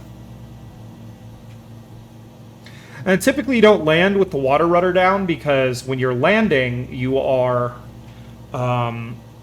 it creates a lot of extra drag in the water. A lot of times you'll actually see people on their takeoff runoff, they'll put the water rudder up, which is probably what I should have done there, but whatever. Because once you have airspeed, you don't need a water rudder anymore. You have your aerodynamic surfaces that will provide you with control. So usually some pilots will actually put the water rudder up as they gain speed for takeoff. All right. That was a beautiful first landing of the day. Okay, let's get our rudder trimmed out just a little bit here. I'm going to go ahead and trim our nose up quite a bit to keep this climb going. There we go. And we're just going to keep climbing out here. Really letting the flying performance of this airplane be on display. Because it does have pretty spectacular climb performance for a light sport aircraft. Now, most light sport aircraft are meant to be fairly inexpensive. I believe the Icon does not follow that trend. I believe these planes are something like $350,000. They are quite expensive. But you can see that the level of performance offered is well worth the price if you have the money to afford one. There aren't many seaplanes these days that you as a pilot, a private pilot, can really obtain, anymore. There are several that you can build yourself, but if you want to buy a complete seaplane that allows you to kind of fly into basically anywhere, your options are either kind of converting a bush plane over to floats or the Icon. Once again, the interesting thing with the Icon is it folds. So in a few minutes, you can actually fold the wings back along the tail, and the plane can be purchased with a trailer. So you can actually pull your Icon wherever you want to go with you. The other thing, too, is because the wings fold, it takes up much less hangar space. Or if you wanted to have your Icon basically like in a boathouse, if you lived near the shore, it can fold up and fit inside one.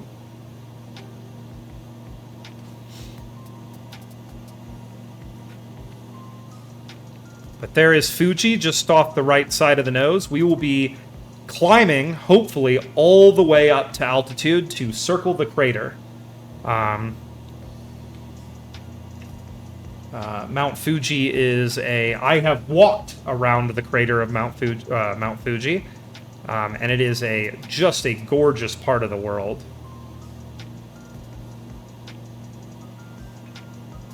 Okay.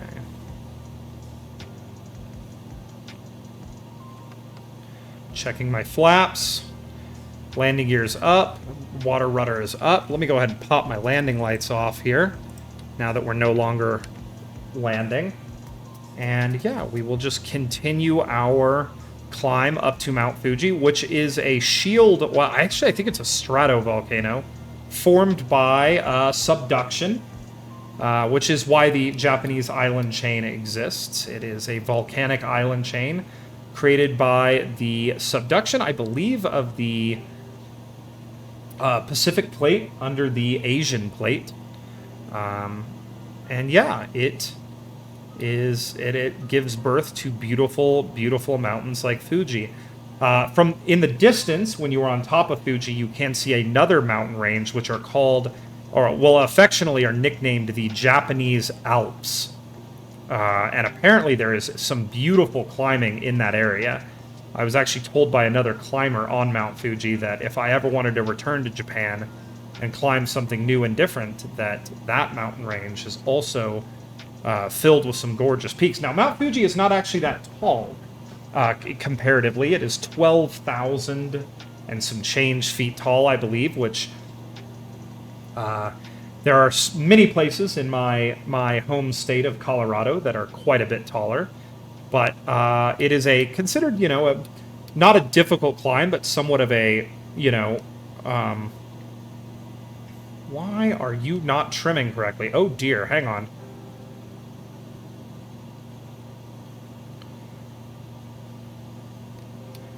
And my airspeed dropped off there. Am I freezing from flying through a couple clouds? I don't know why that was. Okay, come on, just ever so gently. I need you to trim into shapecraft. There we go. All right, we're going to keep this climb going as we continue. We're going to climb up through 8,000 feet here towards the summit.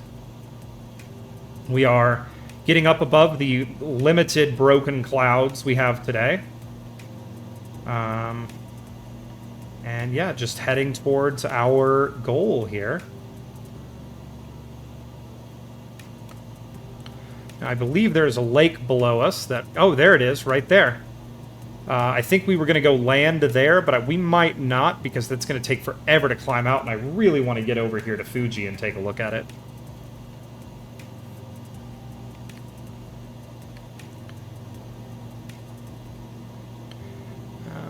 Since we are climbing somewhat aggressively, I'm keeping the plane actually at full throttle here, as we slowly climb higher and higher. We'll see the airspeed drop off a little bit. I actually don't know what the maximum altitude this plane can fly to, but it has to be over 12,000 feet. Like, I would be shocked if this plane cannot at least climb up to 12,000 feet.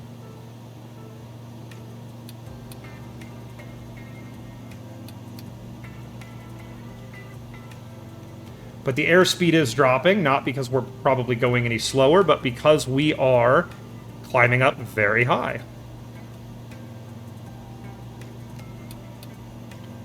Whoa. And this is kind of a more low-altitude designed plane. Once again, it's a seaplane. You know, it's designed to operate at sea level and several thousand feet above it. So we are probably pushing this plane a little bit hard right now, but that's just fine. I think it can handle it. We should at least be able to go sightsee, hopefully around Fuji with it. Come on. Come on.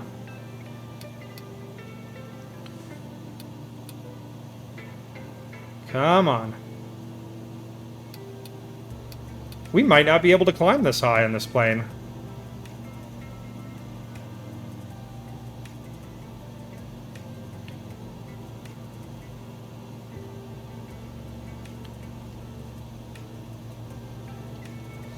We are cleaned up. Yeah, this plane might not have 12,000 feet in it.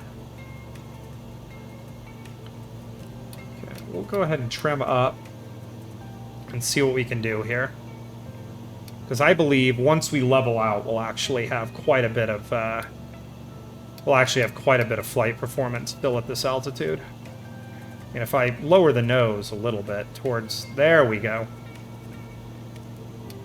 Alright, so let me go ahead and trim us out for this attitude, and we'll see if we can get to our goal here.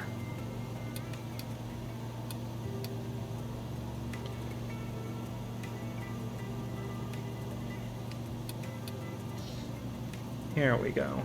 And once again, this plane does not have an autopilot, so we are all manual flying today. Of course, the last plane we flew didn't have one either, so we flew around Area 51 very much manually today. But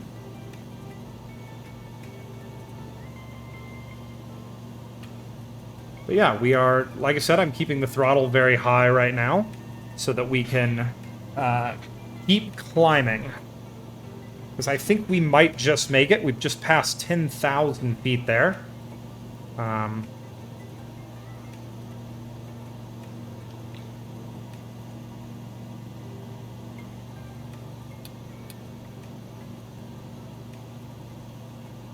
10,500.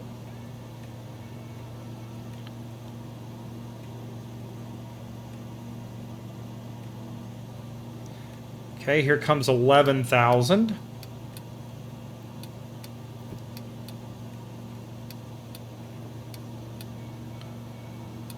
Come on, baby. Give me a little bit more. We need 1,000 more feet, and we will be pretty much at the same height. I think it's like 12,300 and something is the height of Mount Fuji. Oop, the nose is really trying to drop. Okay. But I think we want to come around, and on the way back, I'd really like to land at that lake down there. Because that is a very pretty lake. Well, I think we marked another lake, too, to be our another spot we could land. Okay, we're a little over 11,000. Come on. Come on. Give me just a little bit more. Little bit more. Come on. Come on. I feel like one of the stories of this channel is me trying to fly aircraft higher than they were made to be flown.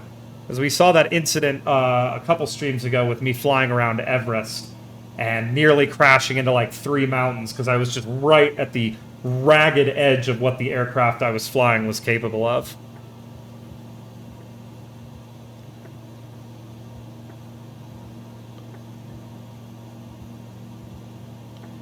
Come on. Get up there.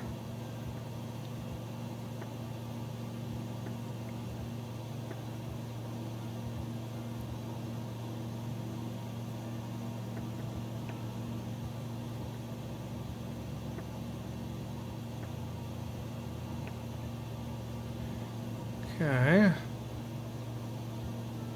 Feeling a little brave, so we're going to go ahead and turn towards Fuji.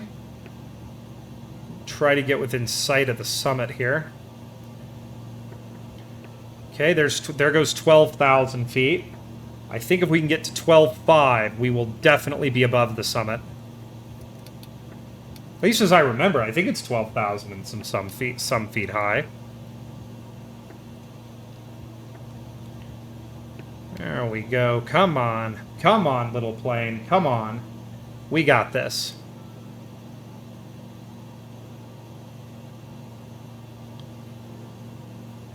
Our fuel burn is quite a bit higher than it's been since we've been doing all this climbing. But you can see just a gorgeous day. Beautiful mountains out the right side of the aircraft. Whoa, the nose dropped there a little bit. So we're getting up close to 13,000 here. And I think that puts us above the summit. So we're going to go ahead and turn. Maybe Fuji's taller than I remember. I feel like it is not 14,000 feet tall, though. Like, it is definitely below many of the mountains that we have in Colorado. You can see it just beautiful there.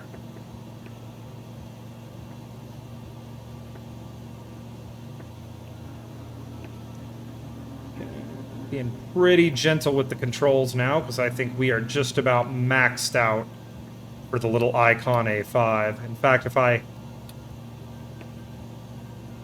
really let go of the stick too much, the nose will begin to drop. But yeah, we're still climbing ever so slowly. The plane's still got a little climb left in it, so I'm going to keep bringing us up just a little bit. Now, if we were actually flying in real life, since we're going to spend some time above 12,000 feet today, we would actually have to have oxygen on board, since this is not a pressurized aircraft. But yeah. All right, very exciting, very fun flight here. And yeah, we can see we have just nosed above the summit there. The goal kind of is I'd love to fly around it, but I think any kind of major maneuvering at this altitude might not be the best idea, because we are very much kind of, I think, at the max altitude of this craft. You can see that nice little lake below us I was going to land at, but did not. Decided not to due to us being so high up. But you can see the district around Mount Fuji is just beautiful. There is a city to our left here, out the left window down there. When I was climbing it, I could see that city in the distance. There was a carnival happening, and I could see the Ferris wheel from way up high at night. It was very cool.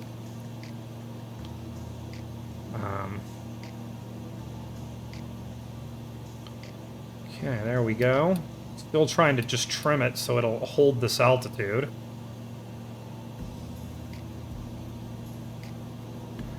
There we go. All right, we're going to circle Mount Fuji here and then head back to Tokyo.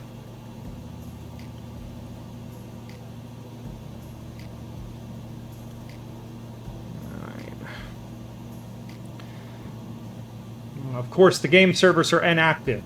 Check your internet connection. It's not like I'm streaming or anything.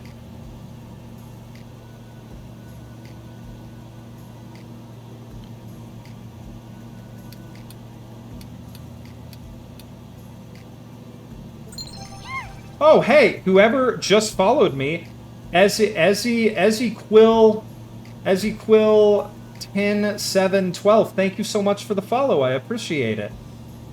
Wow, 40. We're up to 46 followers now. You know, 46 people in the world love this super premium content of me just puttering slow aircraft around landmarks, I suppose. But we are getting very, very close to the summit of Fuji here. I have put it directly on our nose. I'm hoping that we'll pick up the next leg of our journey here in a second on our navigation down there, because I'm not going to land at that lake. While I would like to, and it would be fun, our goal lies a bit higher. DC-10. For the DC-10 crossbones, huh? Is the DC-10 dead now, or they're not? Or are there no DC-10s anymore? Is the DC-10 in this game? I know the DC-3 is, and it's super fun to fly. I still need to fix the little fuel glitch on it, but it is super fun to fly. Alright, come on, let's go. We're almost there. Alright, we're above 15,000, which definitely puts us above the summit. So I'm going to go ahead and level out and build some airspeed here, because we have been just crawling up in speed, or crawling up in altitude for a while now. So let's go ahead and trim that nose down. There we go. And we are going to go over here and take a look. We are not going very fast right now. This is not this plane's ideal altitude at all. We are way higher than this plane was really ever... I mean, it can go this high, but it's not, you know... This isn't its realm, is what I'm going to say.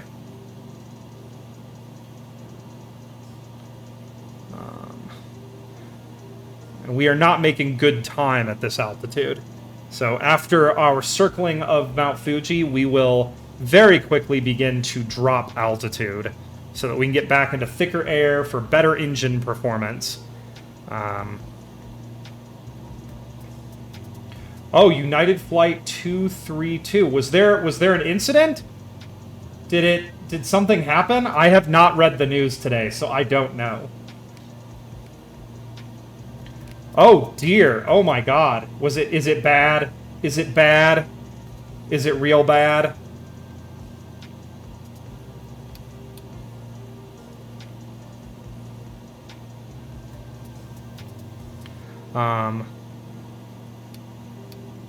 By the way, I don't like endorsing products, but I will anti-endorse. United Airlines is not my favorite airline company. I don't feel like I've ever had a good time flying United.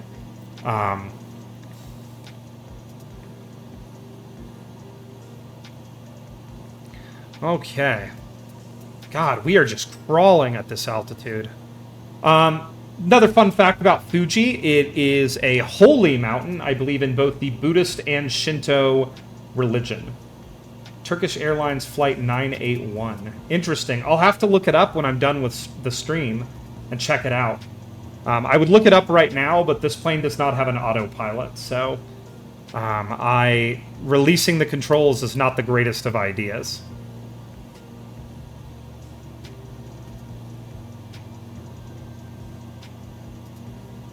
Okay, I'm going to nose the nose down just a little bit, because we're still actually gaining altitude, which I don't really want to do.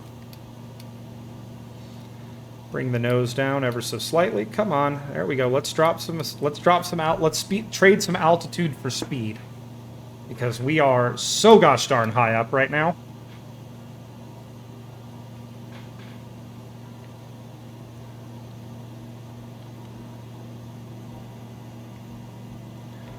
Okay, here, American Airlines Flight 191. Are you just going through DC-10s that have crashed right now? Are you listing them? The death chamber. Oh, that's so morbid. Well, I kind of don't want to get on a DC-10 anymore. I mean, you know. So if you had to choose, Ezequiel? Ezequiel? Oh, that's what I'm going to go with. Ezequiel. That's what I'm going. Ezequiel. If you had to choose, DC-10 or 737 MAX?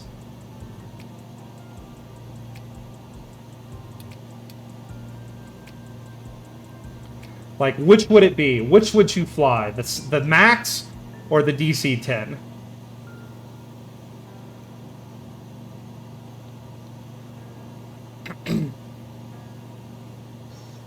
Okay. The DC-10, huh? Why? Why would it be the DC-10? What is so offensive about the MAX to you?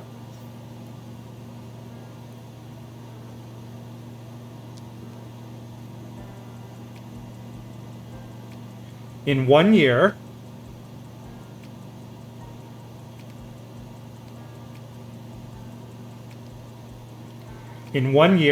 and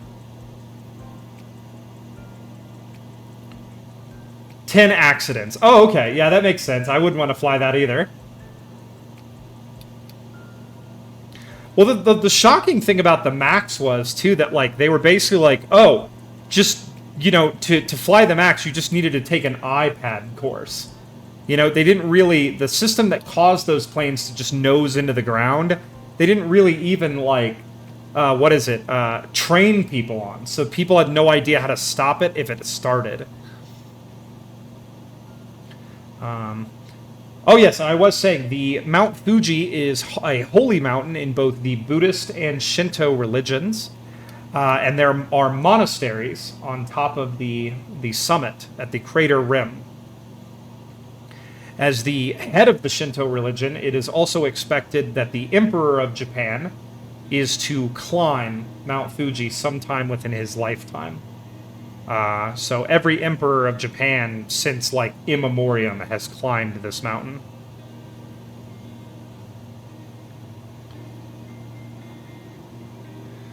Okay, we are very high up, 16,000 feet now.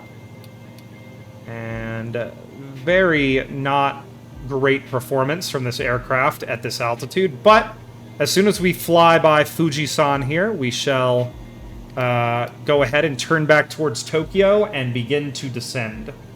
We'll probably do a couple water landings on the way, because, I mean, seaplane, people. If you're not landing on the water, what are you doing with your seaplane?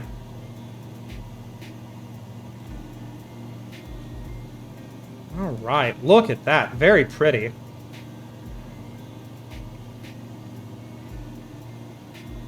What a pretty mountain.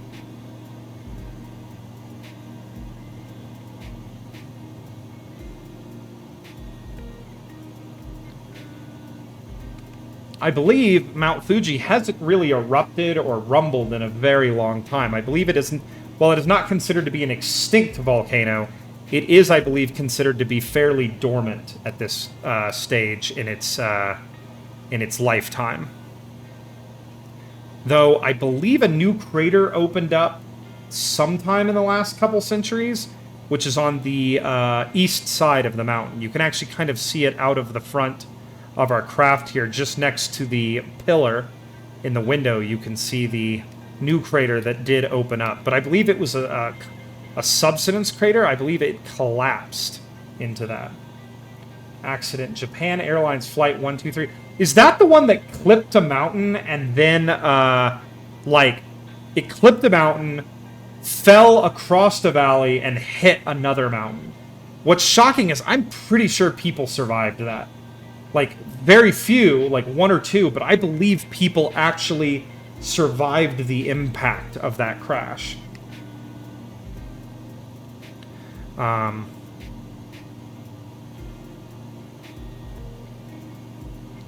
That air crash is actually referenced in an episode of Rick and Morty. The episode where he gets the save button. I believe the episode's name is Vat of Acid. He is involved in a plane crash that I believe references that plane crash. Here is absolutely beautiful Mount Fuji out in front of us. We're finally there. It has taken quite a while to get here. It's so weird because you think it's so close, but you realize just how big this volcano is as you approach it. Another big volcano I climbed several years ago, I believe 2017. I climbed, or no, it wasn't 2017. It was, God, I have to do the, yeah, it was 2017. Oh my God, that's so long ago. Was Kilimanjaro, which I successfully climbed, yeah, in 2017 to celebrate my birthday. Volcanoes I actually really enjoy climbing as compared to just normal mountains, because when you get up top, the view, you have two amazing views, not just off the side of the mountain, but you have an amazing view of the crater usually. We are almost to it here. And then we will begin the next leg of our journey, which is returning back to Tokyo. Hopefully at a much, much lower altitude. We'll probably drop down to about 5,000 and start puttering on back to Tokyo.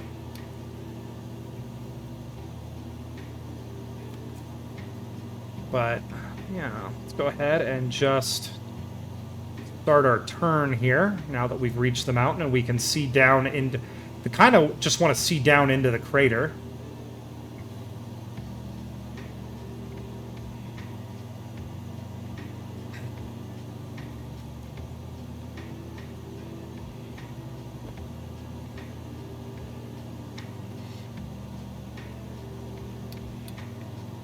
You can actually see, if you look very closely, you can see the switchback of one of the trails going up the mountain. There are 4 trails. One on the north, south, east, and west that go up Mount Fuji. So if you look very closely here, just below the crater rim there, you can actually see the switchbacking of the trails. It's very interesting. They did a really good job developing Mount Fuji in Microsoft Flight Simulator. It looks pretty accurate. Now, there is a hill, a kind of higher spot on the crater than the rest, and that is the absolute summit. So that was on the opposite side of the crater for me when I reached the crater rim. So I hiked towards the north side of the crater, and then around to the west, and then to that high spot on the south side, and then back to the east side, which was the side of the mountain that I climbed.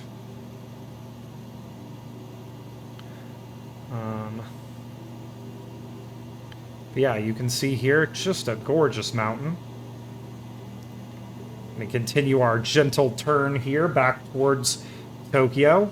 Just about as high as I would ever actually want to fly a Icon A5 right now. We are very high up. But yeah, great plane for sightseeing though, as you can see.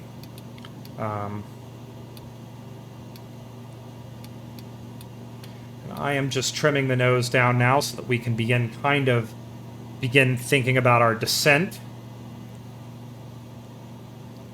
But yeah, there we go. Absolutely beautiful. Genuinely a really neat little mountain. I say little, but it's actually a massive volcano.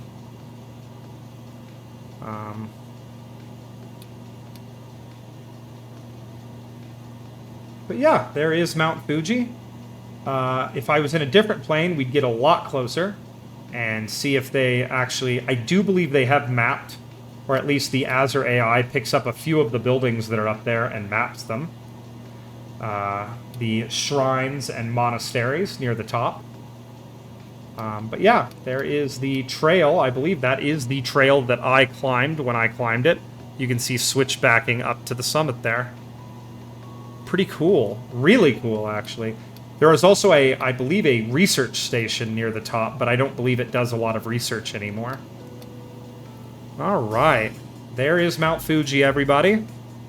We have completed this part of our mission. So now we're going to go ahead and turn back towards Tokyo. Yep, the game just acknowledged that we have made it to that waypoint.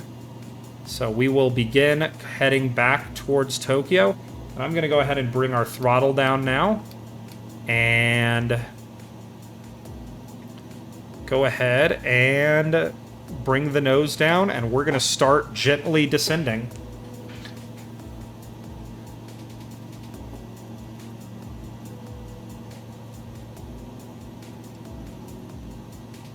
Okay, there we go. Beautiful.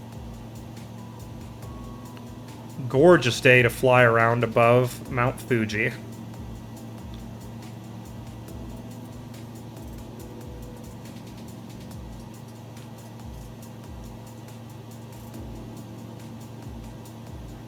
There we go. Get lined up to the next leg of our journey.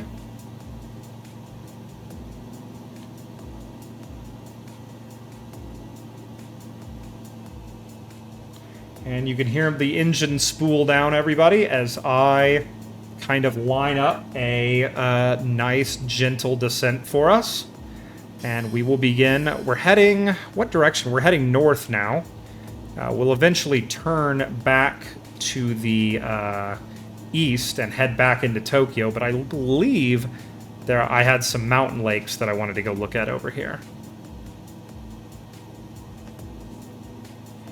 Passing through 14,000 on our way back down.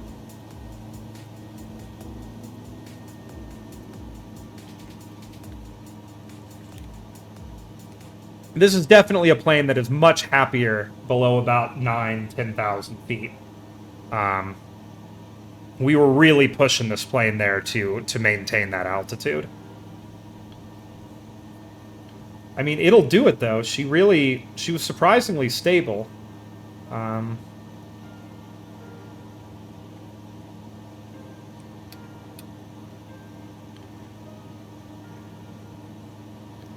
right.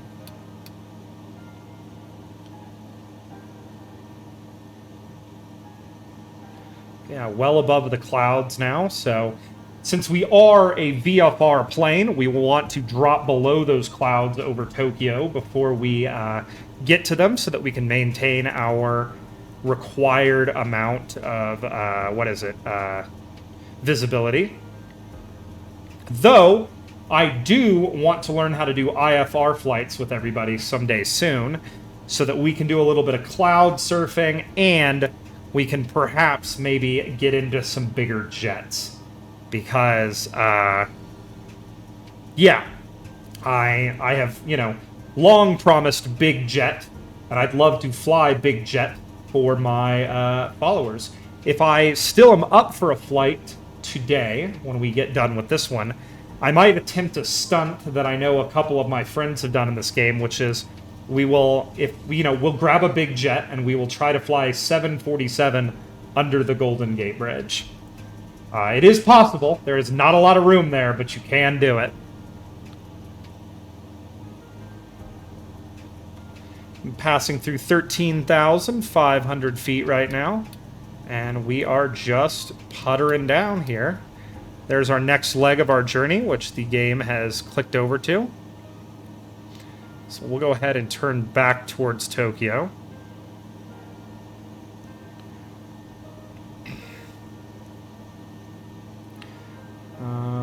About 15 gallons of fuel left, so we burnt through about a quarter of our fuel. Once again, this plane is pretty, what's it called? This plane is pretty efficient with its fuel burn.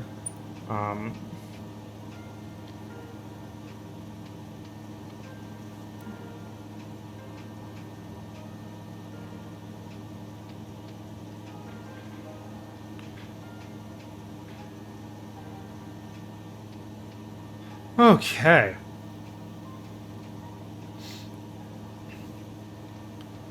There we go. We'll just increase our rate of turn here just a little bit. Not even really using the rudder right now, just letting the plane come around on its own with a little bit of roll.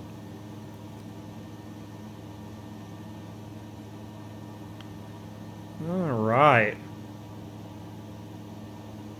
And I think I see a nice little area where we can just slot under the clouds and go around these mountains here.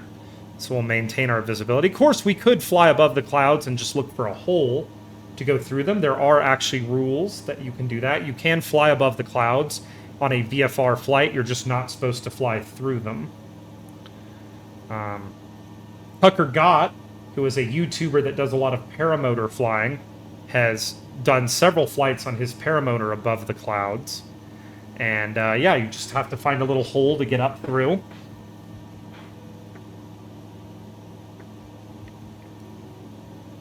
All right.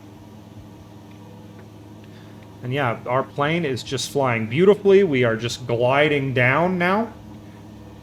About a little less than half throttle, letting the plane just fall.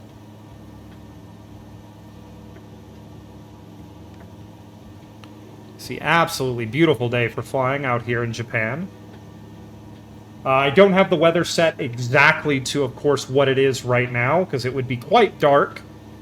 It is very early in the morning, local time in Japan. So I did set it, the weather, into the past a little bit, so that we would have a nice bit of day to fly here. Okay, I'm going to go ahead and lower my engine speed even more.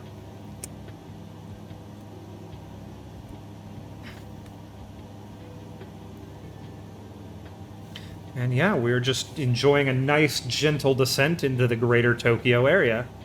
We'll probably do a quick landing on Tokyo Bay, because, I mean, seaplane. And then we will take off and go land at our designated airport.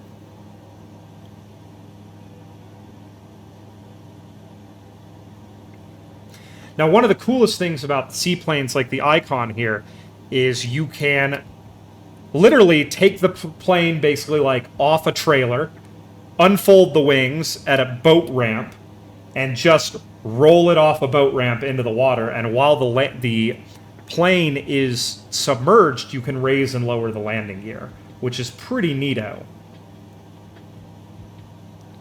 Most seaplanes can do this. Most seaplanes are capable of raising and lowering their landing gear while submerged. Or not submerged, while floating. So that, yeah, they can go up and down boat ramps.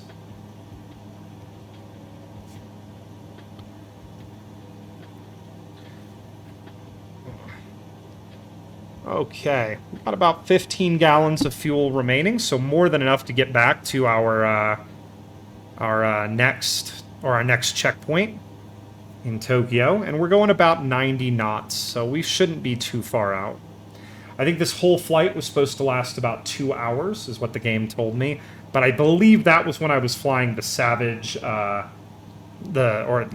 Zen Ultra Savage Cub. I think, here, I think we will be a little bit quicker, because this plane flies quite a bit faster than that plane does. That plane is designed to go very low and very slow, and this plane is designed to be low and mildly faster. We are still just dropping. I'm still just working on bringing the plane down to... Whoa! Caught a little bit of turbulence there, or... I don't know why, but my... It feels like sometimes my rudder trim just resets itself.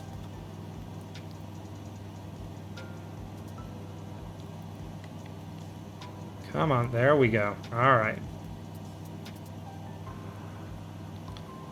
There we go.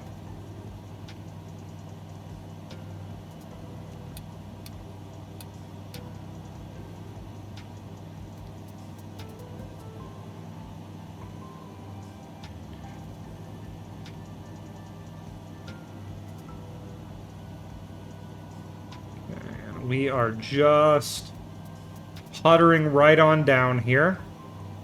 Having a lovely flight today. Oh, there's another little lake. I think we go find ourselves a landing spot in that lake. Was that the lake we landed in before? Either way, don't care. I think that is a good little target to go land on, because I enjoyed landing earlier in this thing. So we'll cut over this way. That does look basically like the same lake that we landed in earlier, but screw it. We'll go land there again, because it was fun. And this is what... We're having fun! This is what it's all about!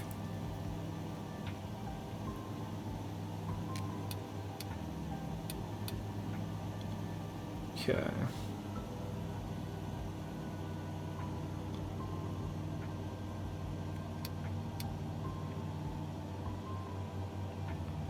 Yeah, that looks like a nice spot to come in for a landing. And I do believe that is the same lake that we landed in earlier. But that means it just has a good run-up area for taking off.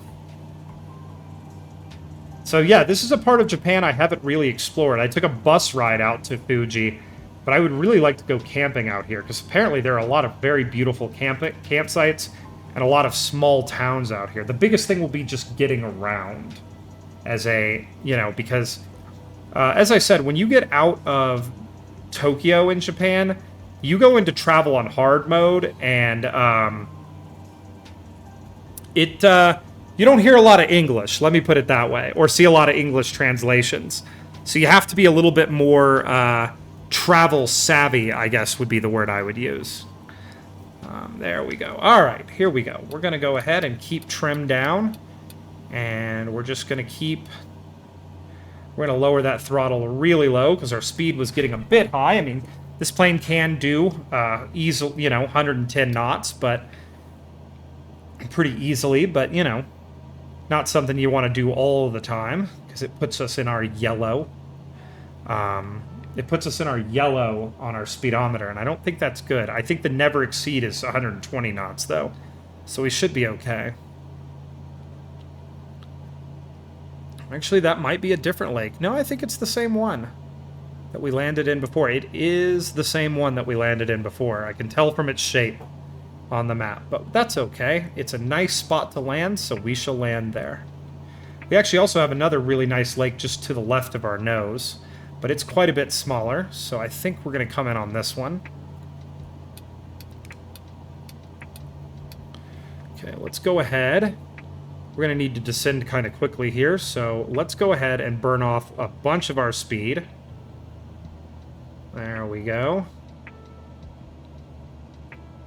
Come on. Burn off that speed. There we go. Okay.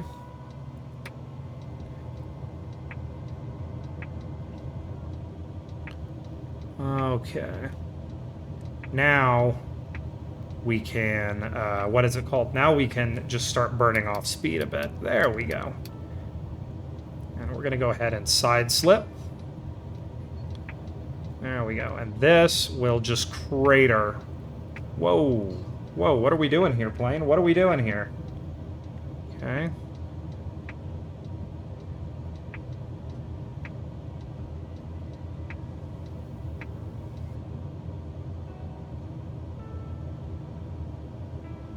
Okay, there we go. That's a good side... Now we're dropped into a side slip. There we go.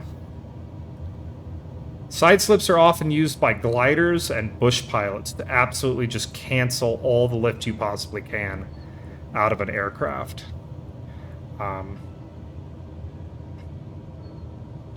And you will basically start descending at like 1,000 feet a minute if you're side slipping.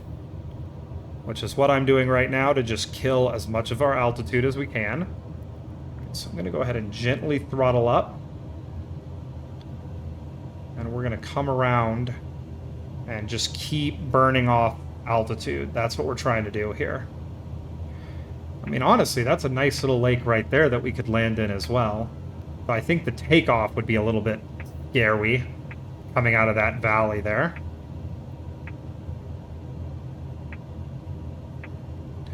But we'll come around here, and I'm hoping that by the time we finish this turn, we will have burnt off enough altitude to come in and land at that nice lake again. So let's see what we can do here.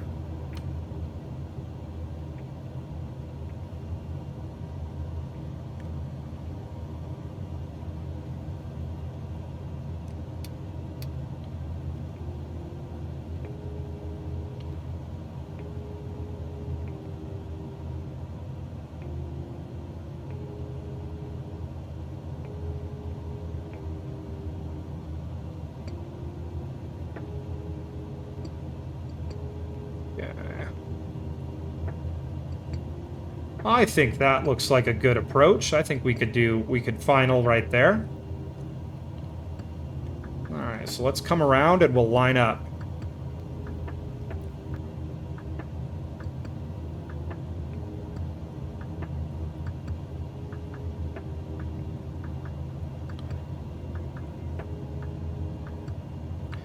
Alright, see our flaps are down. And we're set. Here we go. I am just going to let this thing continue to Gonna keep our flaps down nicely, and I'm just gonna let us continue to burn off speed here. Because we're gonna have to nose down a little bit aggressively to get down there, and we don't want to build up too much speed. So...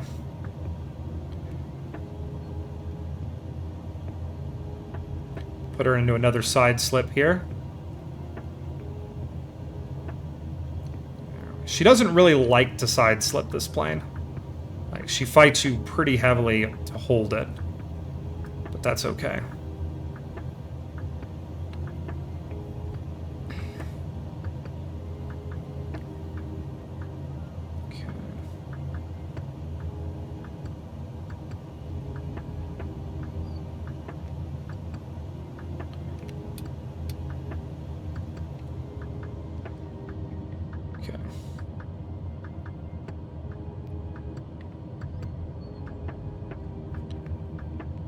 There we go. Throttle all the way down now. And we're just going to keep the side slip going. And the key is I see a bridge down there. I'd like to land before the bridge rather than after. But we'll see what we can do here. We are descending pretty quickly now that we're locked into this slip. So we should be down in just a second. Getting real brave these days with Flight Sim. But yeah, here we go. We're just going to stay in this slip pretty much all the way to the water.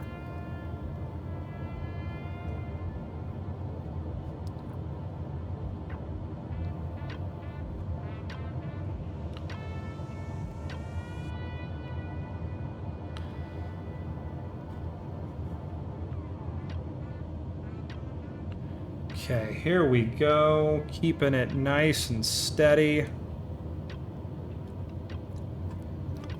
We just can't quite get as low as we want here. So let me do a couple turns to burn off a bit of altitude. And add some throttle here just to...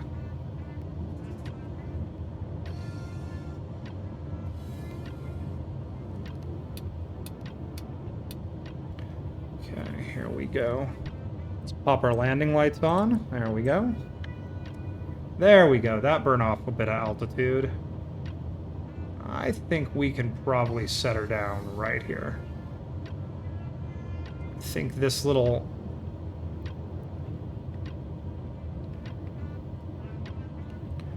side slip again here.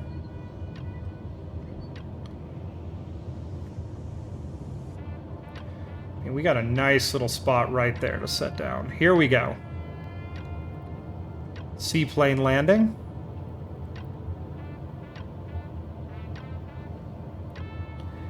In a mountain lake in Japan.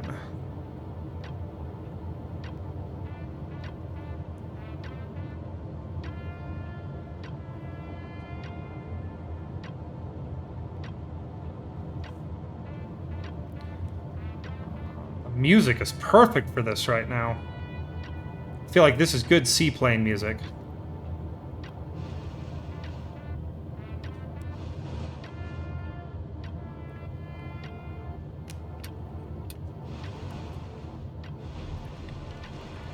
There we go. Took a couple. I don't know why I'm bouncing so many landings these days. It's amateur hour over here. Okay, let me go ahead and pop our water rudder down.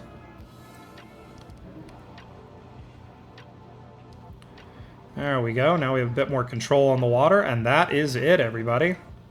We are down. Now... we need to... I don't know if I can take off in that distance that I have right there between those mountains. So I'm going to go ahead and turn around real quick. And just see... you know, just see really quickly if there is a better option behind us to turn around. So let's go ahead and flip the plane around. Let's take a look over here. Oh, that's not a good option either. I'd definitely get up, but I'd have to fly out. Yeah, you know what? This is the more exciting option. Let's do the more exciting option. All right, here we go, everybody.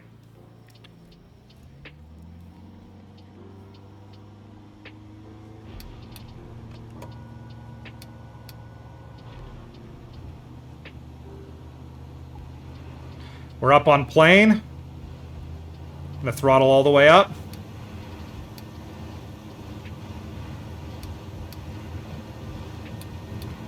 Waiting for the plane to start flying.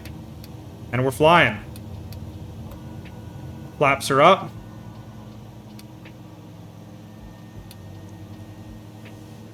And we're in the air. Now, because we still need to do quite a bit of climbing, we're going to go ahead and turn here. We'll just fly down this valley and climb out. And head back towards Tokyo.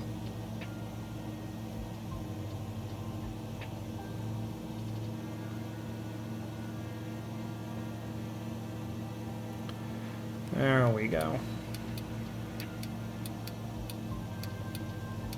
Okay, get her trimmed out here.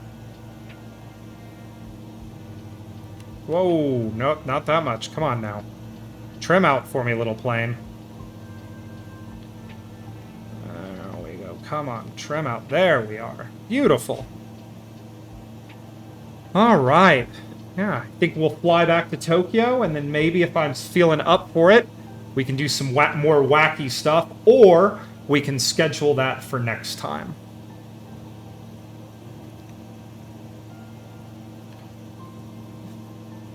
Looks like there's a mine up in there. Interesting.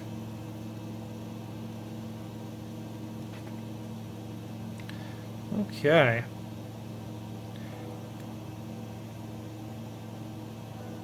Actually, I might call this flight short, because I do want to do something wacky. There's a little airport over here that we can go land at.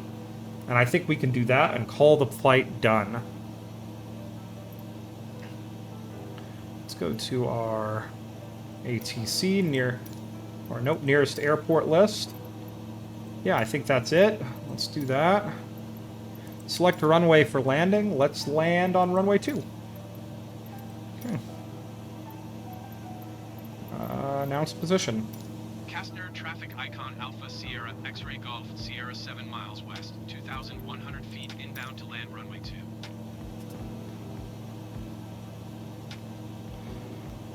Okay.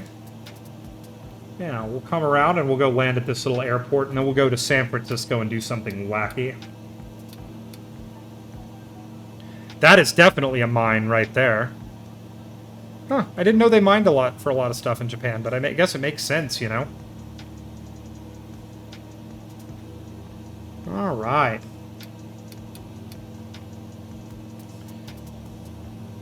So we gotta go find this airport and see if we can land at it.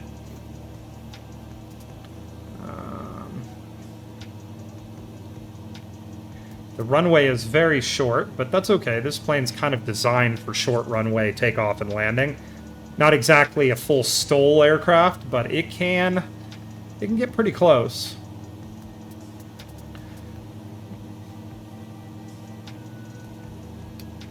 You can see baseball fields down there. Baseball is actually fairly popular in Japan.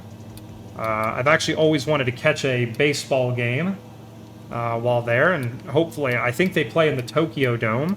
I have been in the Tokyo Dome before, but it was for a wrestling event. And not a baseball game, but it seems like it would be really, really fun. I am not seeing a runway out there. Okay, really quickly, let's get over here and let's see if we can do two things at once. Nearest airport. Yeah, there we go. Direct to. Activate. Map. 3D vision. Interesting. Okay, cool. Okay, there we go. So we changed our navigation to go direct to this airport. So we'll go ahead and begin turning it. It is apparently an Air Force base or something. But that's okay. They'll let us land because we're important.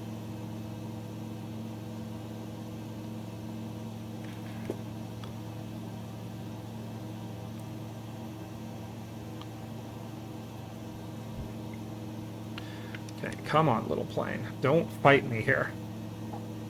Okay, where is it? That is the question, because I need to see it so that I can line up to it. Maybe landing runway 2. So...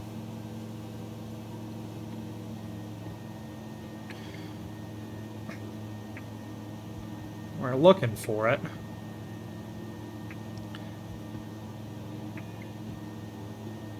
It's not a very long runway, though. It's only 1,700 feet. So...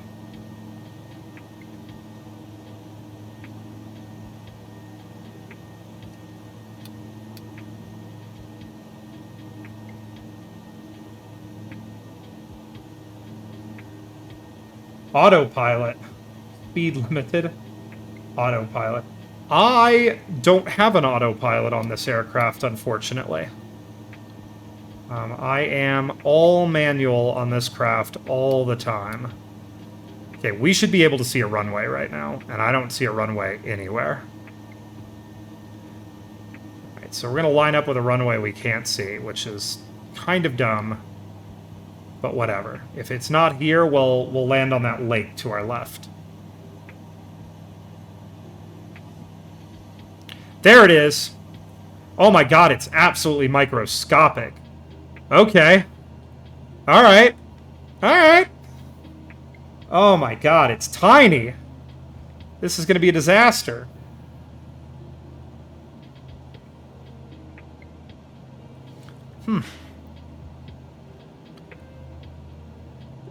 Okay, let's take a look at it out the window here. Oh my god, that is tiny. Okay. Well, we're going to give it a shot, everybody.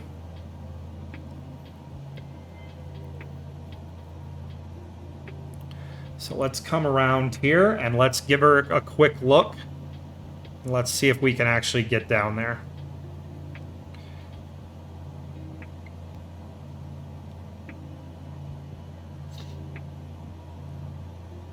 The Icon A5 is a great number of things, but I will say one thing: it is certainly not a plane that does much very fast.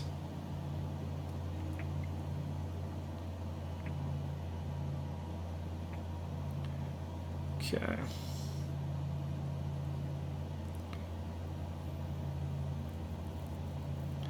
Okay, let's go ahead and go to 3D vision for this landing. Actually, no, we'll keep our map up. We don't need 3D vision. I can see outside the plane. You can see another airport right over there with a much longer and better runway, but that's just not our style here.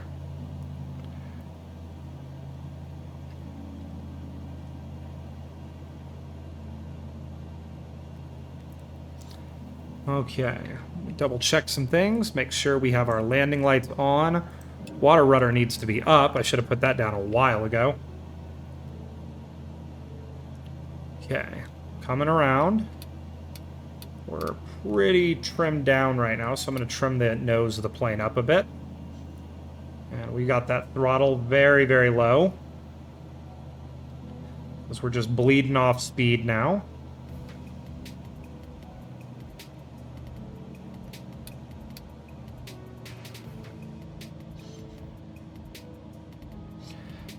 All right.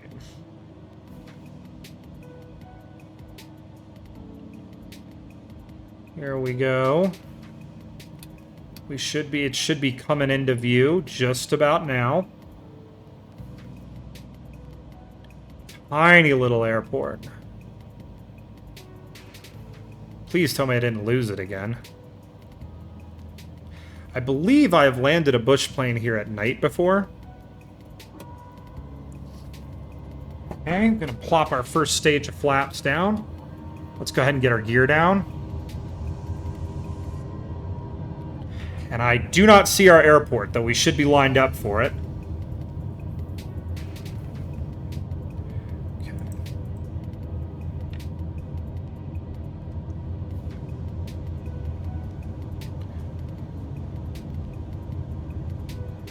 Okay.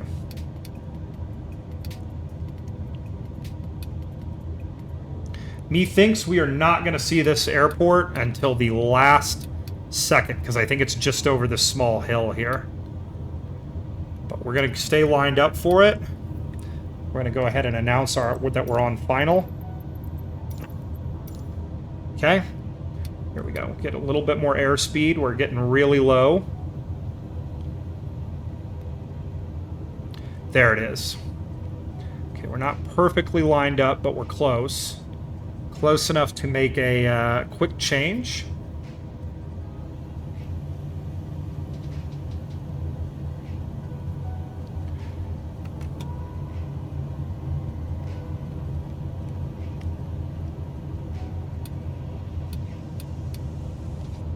Man, I hope I have landing gear down.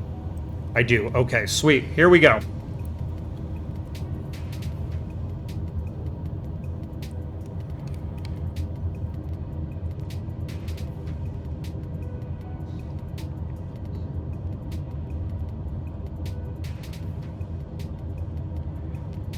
It's going to be a quick landing.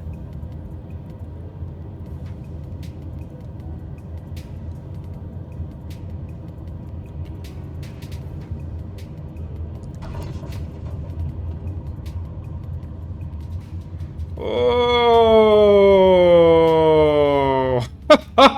oh, that's such a small runway.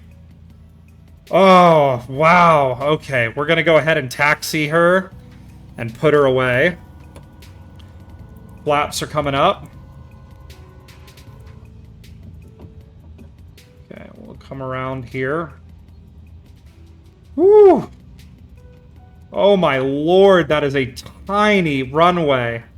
That was terrifying. That was so scary.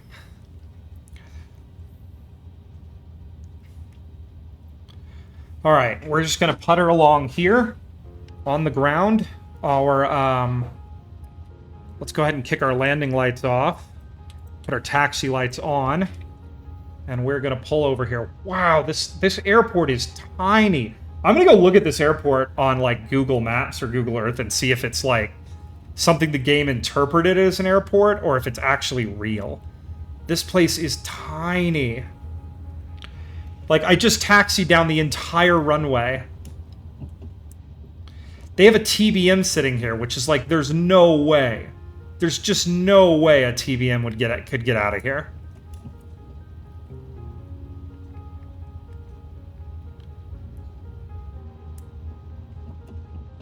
Okay, so we're going to taxi over here just to parking. There's a bump there. Hope we can negotiate it. We did. Excellent. Alright, let's park right here. I like this spot. Over near these buildings, and then we'll shut the plane down and begin setting up for our next flight, which, like I said, we're going to do something wacky. Alright, you know what? We're going to park here. Alright, there we go. We are parked. Okay. So, this plane is pretty easy to shut off. So we'll go ahead and let's make sure water rudder's up. Everything's up and set. Flaps are up. We're good there. Let's check this. Our fuel valve is on. We'll eventually turn it off because that is part of the startup procedure. Okay, so here we go. Let's go ahead and turn our magnetos off. Okay. I love this. If the engine dies, it just says land aircraft. All right, so let's shut our lights off. There we go. What does this do? Ooh, that's pretty cool. Direct to nearest, interesting. Okay, so let's go ahead and shut our fuel valve off. Fuel is off. And then we're going to go ahead and turn our master off. Boom, and that is a dead airplane, everybody. Manual controls, so you can still use your controls, which are pretty cool. But yeah, there we go. That is a dead aircraft. That was a successful flight around the Tokyo area. I certainly had a lot of fun. Let's go back to the main menu and do something wacky. We're probably going to crash here, everybody. So let's temper our expectations. And the other thing I'm going to do before we do this next flight is I'm going to go use the restroom. So I will see you all in just a second.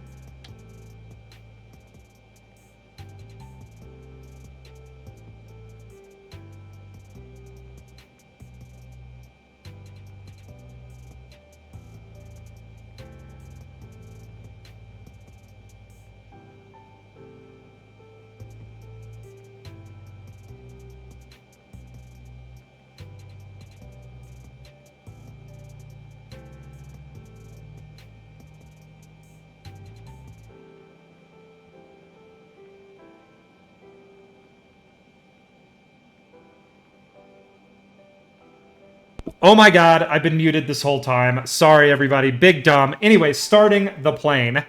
Oh, I can't believe I was muted that whole time. Sorry about that. Okay.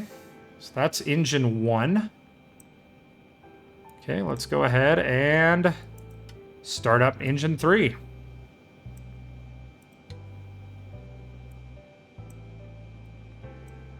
Engine number 3 starting up.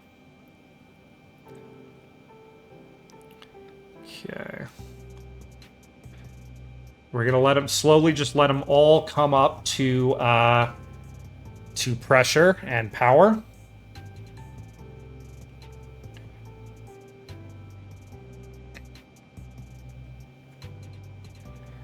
Okay.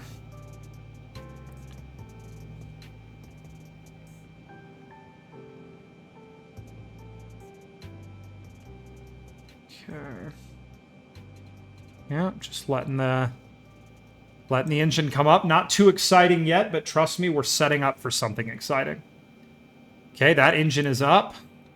Let's go ahead and start engine 2.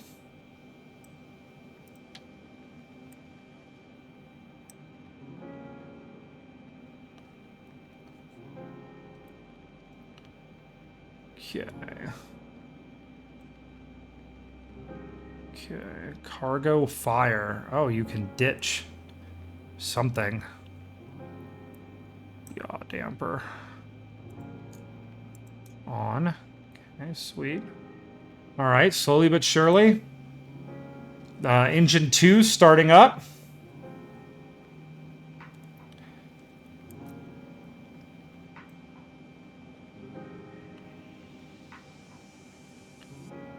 Okay. We are getting there.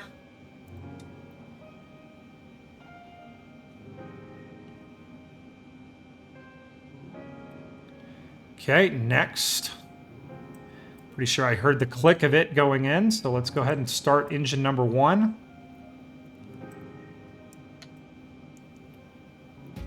Last engine.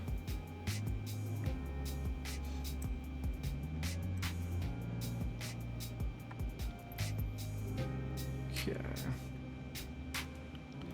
Let's go here. Okay, it will show our engines running. Excellent. Okay, before taxi. Okay, let's go back up to our APU selector. We're going to have to turn that off. So let's go to... Okay, APU off.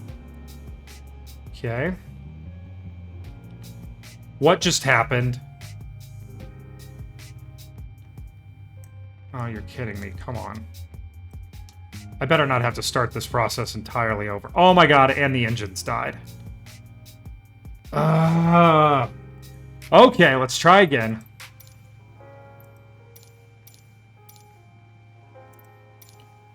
Okay.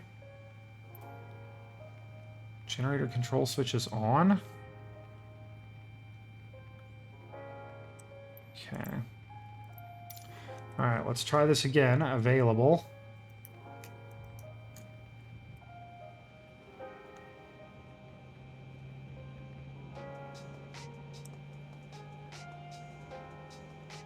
Okay. Okay. Alright. We had everything pre-set up. So let's go ahead and let's start our engines. On.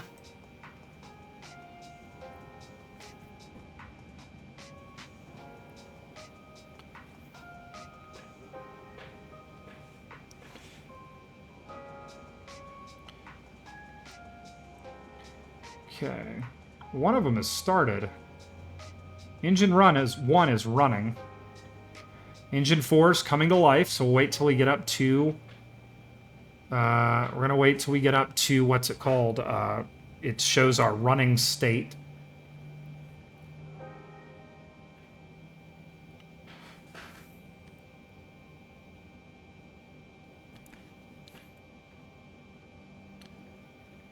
Okay. Come on. Okay, it caught. So let's go start. Let's start 3.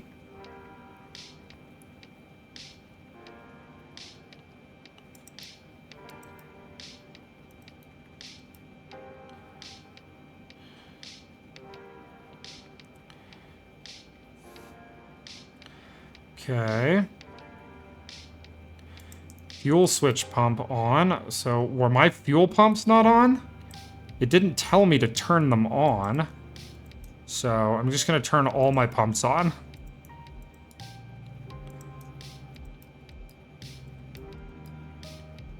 Okay.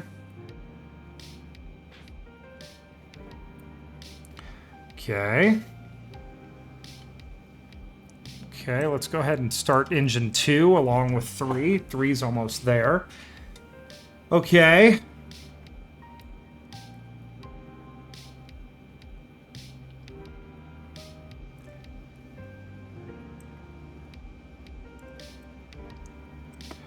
Okay, I'm going to turn my yoke off as well. I don't need that there. Okay, we should be running. I should be getting a running light through all of these.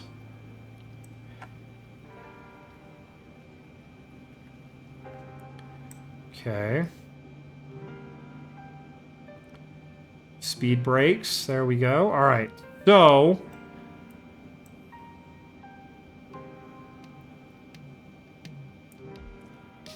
Okay, I should be able to turn the APU off now. Real quick, do I have my generator positions? Engine generators should all be on. Okay. Bus, auto, auto, auto, auto, auto. Yep, we should be good. So if I turn my APU off...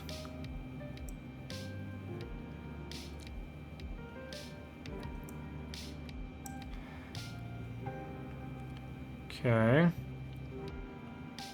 I should be able to just... My engine should stay running. There we go. Okay, I don't know what I did wrong. I think I didn't have my fuel pumps on.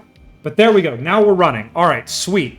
This is a living plane now. Okay, before starting engines before taxi.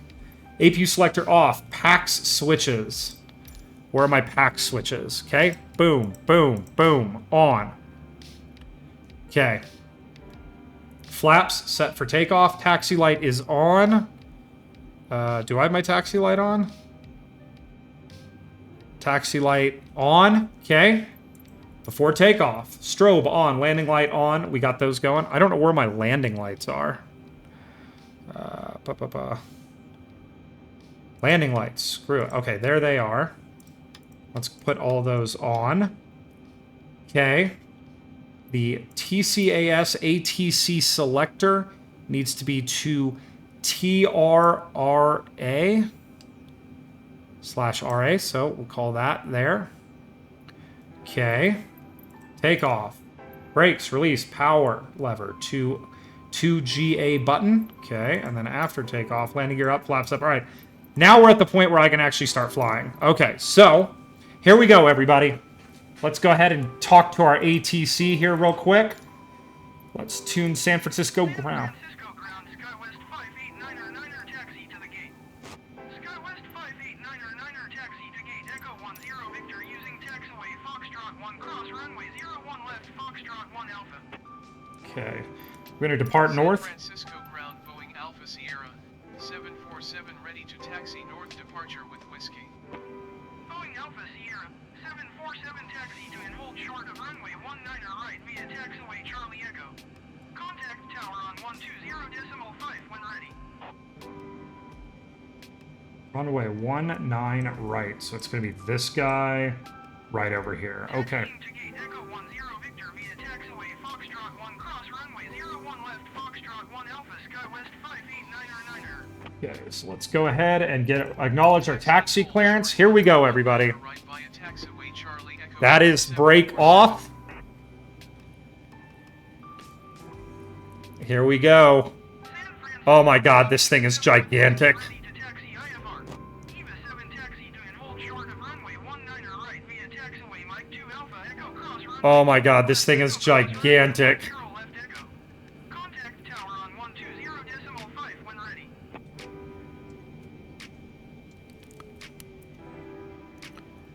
real quick, I got a lot of warnings here, and I need to see what they all are. Fuel control configuration. Fuel press control left, control right. Bleed 1 through 4 are off. Okay. How do I turn my bleeds off? On.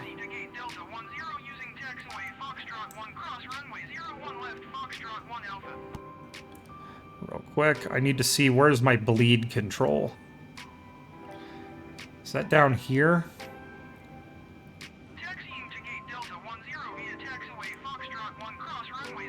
I mean, it should be up here because this is my feeds, my main. There's my pumps. There's my packs. Okay, there we go. Bleed air. On. Okay, that's good. Okay, fuel control. Center config. Fuel press. Control left, control right. Well, all my fuel stuff is up here. Okay, those are all on.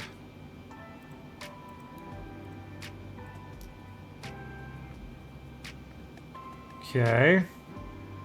Yaw damper, which is Where is my yaw damper? I know my yaw damper is somewhere. I've seen it already. Autopilot. Those are my autopilot controls. All right. Where's my yaw damper? Okay.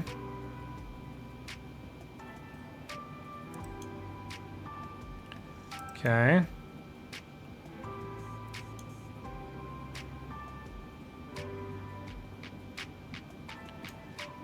Okay, we're still looking for it. Fuel crossfeed. Auto. Huh.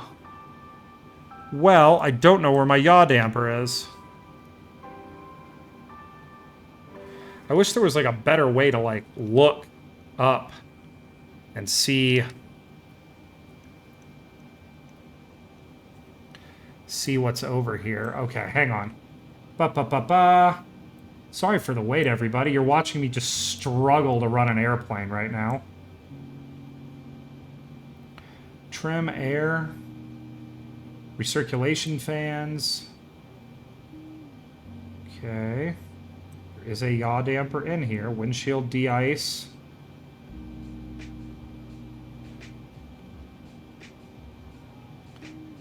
Okay. I know it's in here. I saw it. San Francisco ground Alaska 449er request taxi to the gate. Alaska 449er taxi to gate Echo 4 via taxiway Foxtrot 1 Alpha. Okay.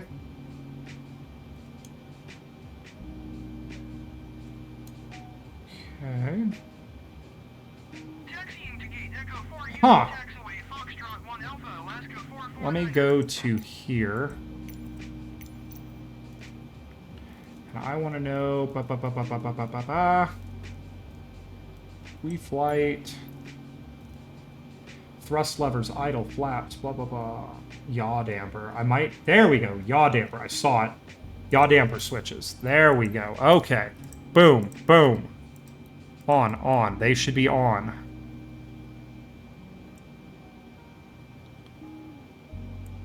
Yaw damper, lower and upper. I mean, I got them on there. Okay.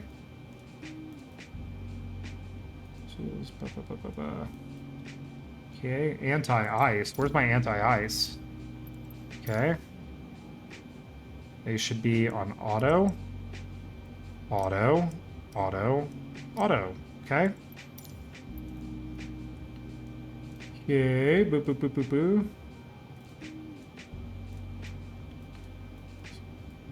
There's something here I'm supposed to arm. Auto throttle. Arm. Okay. Oh, I missed a bunch of stuff to start this thing. Okay, auto throttle armed. Light director on. Okay.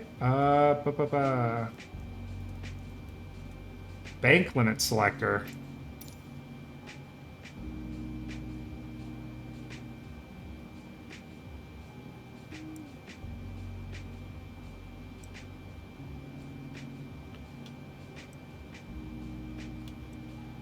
Okay.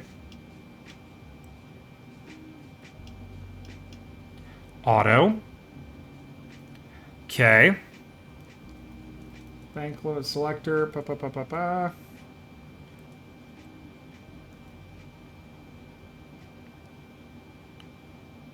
Windshield anti-ice switch off. Okay. Okay, there we go. Yaw damper left, right. Well, I got it set. It's saying it's inoperable. So we're just not going to worry about it. Here we go. All right. Okay, sorry for the wait there, everybody. Let's do this. Okay, we don't need to be super realistic with what we're about to do here. Okay. God, it took me like 30 minutes to start this thing.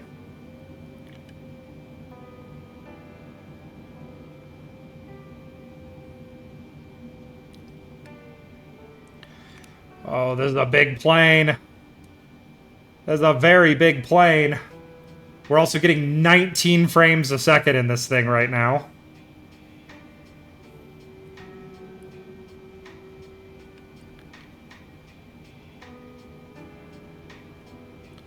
Okay.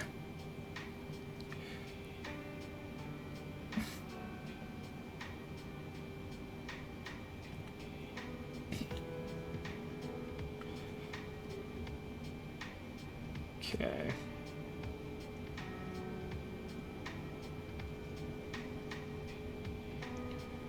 Okay. All right, this is a little spooky. I'm not used to taxiing and being this high off the ground. It's definitely not a bush plane, which is what I'm used to.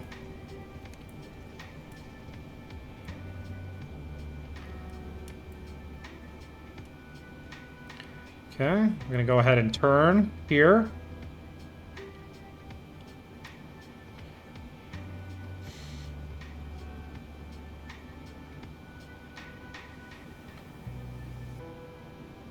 All right, and we're just gonna go ahead and work our way over to the runway here. That plane, which appears to be hovering above the ground. Okay, they are getting ready to turn and prep to take off, which we shall do the same. I'm not too worried about landing this plane because I don't think we're gonna land, everybody. You all know what I'm planning. I'm gonna head over to the Golden Gate Bridge. San Francisco ground Delta 200 tree taxi to the gate. Delta 200 tree taxi to gate Delta 11 via taxiway Foxtrot 1 cross runway 01 left Okay. Foxtrot 1 Alpha. We are just coasting along here. And we're gonna stop short of the runway. We're gonna turn. Taxiing to gate Delta 11 using taxiway Foxtrot 1 cross runway 01 left Foxtrot 1 Alpha Delta 200 Okay. tree. Delta 200 tree hold position caution the departing generic. Okay, here we go. All right, let's go ahead to our ATC and request. Hold position Delta. Request takeoff clearance. San Francisco Tower Boeing Alpha Sierra 747 ready at runway 19er right north departure. Boeing Alpha Sierra 747 hold short runway 19er right. Traffic is generic on the runway. Okay, we're gonna hold for our takeoff clearance here. We're, I think, waiting for that plane over there to actually take off. Boeing Alpha Sierra 747 line up and wait. Line up and wait. Okay, here we go. Lining up to the runway.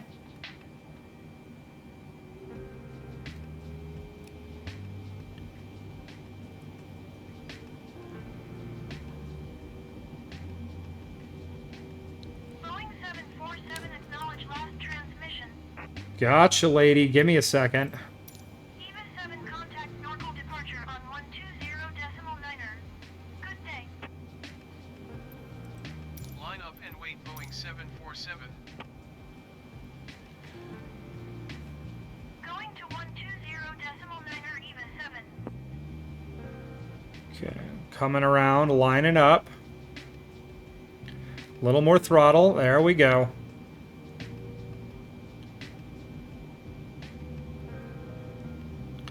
All right, everybody. Calling Alpha Sierra, 747 wind 067 at 6. North departure approved. Cleared for takeoff runway 19er right. Okay. United 2627 number 5 for landing. Let's acknowledge our takeoff clearance. Final. Wind 067 at 6. Cleared to land runway 19er left. Acknowledging takeoff clearance. Here we go. 9er right, Boeing 747. Okay, brake on. Cleared to land runway 19er left number 5 United 2627.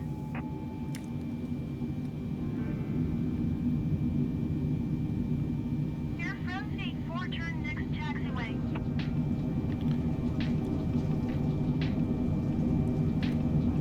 Going around United 182 tree. United 182 tree contact normal approach on 1 tree 4.5. Good day. SkyWest 589er go around. Going to 1 tree 4.5. Trying to take off. 182 tree. We're up. Going around SkyWest 589er. SkyWest 589er contact normal approach on 1 tree 4.5. Whew. Good day. That took just about 47 continue all of the runway. San Francisco Tower Flex Jet Tree Oh my god, this thing is gigantic. It does not like to move. Los Angeles. Boeing 747 leaving my airspace frequency change approved. Flex Jet Tree 74 hold short runway 19er left.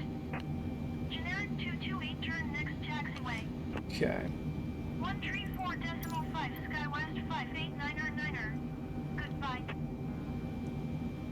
San Francisco Tower Frontier Flight Tree Okay. 365 Heavy 17 miles northeast Ooh. South ILS runway 19er left approach. Frontier Flight Tree 365 Heavy San Francisco Tower. Altimeter tree 0.17 wind 067 at 6. Cleared ILS. Okay, here we go, everybody. There we go. We are up in the 747. Oh my god, this is terrifying.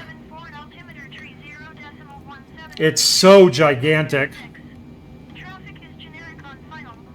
Cleared for takeoff runway 19er left. Cleared ILS runway 19er left approach. Ah, man, and the 65 heavy. game is really struggling now. We're at 24 frames a second. 29er and 8. Cleared to land runway 19er left. Cleared for takeoff runway 19er left flex jet tree 74. Okay. Going to 121.8 generic 228. Cleared to Okay. land runway 19er left skywest 5248. We're just coming around now. Keeping my speed up. We do not want to, what is it called? We do not want to stall. We are going a little fast. I think you're supposed to be under 250 knots when you're below 10,000, though we are San Francisco Tower unit definitely going to, bound ILS runway 19er we're left definitely not approach. playing by the rules here. Laws are not really what we're thinking about. Altimeter tree 0.19er wind 016 at 6. Whoa. Cleared ILS runway 19er left approach. Cleared ILS runway 19er left approach United 217. Okay.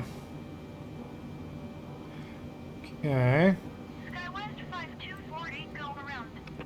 Okay, so we're gonna go, and we're just gonna get lined up, and we're gonna fly over the bay here. Jet tree 74 contact Norcal departure on 120.9er. Good day. Okay. Going around Skywest 5248. Skywest 5248. Okay. contact Norcal approach on All right. 120.9er. You can see downtown San Francisco there in the distance. 0.9er flex jet tree 74. Kicking along here at about 300 and something knots. Way too fast, 248. but we'll get there.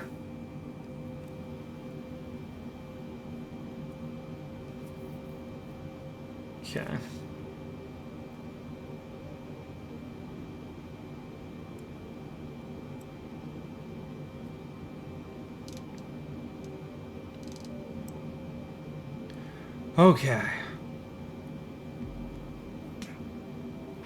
Generic 187, follow the generic on final.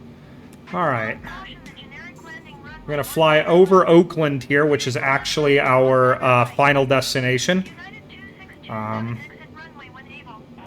Cleared to land runway 19er right, generic 187. Okay. Alright.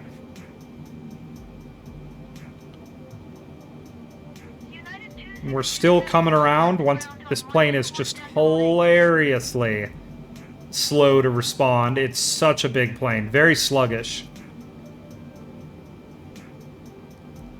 121.8, United 2627. Goodbye. The one thing it does appear to really have in spades is just tons of power. Like, this is such a hugely powerful plane. I'm at like a quarter of a quarter throttle right now. Like, if you give it all the beans, you can really feel it just take off. Alright. Like, it is producing so much thrust right now. Okay. Whoa, there was an airplane right outside our window. Woo! Yeah, we're breaking all sorts of laws right now, everybody.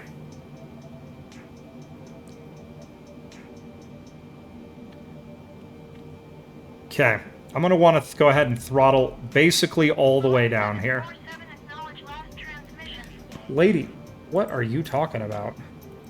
San Francisco Tower, Boeing Alpha Sierra, 747 frequency change. Okay. San Francisco Tower, SkyWest 524810 miles south. There is our target, everybody. 28 left approach. SkyWest 5248 San Francisco Tower.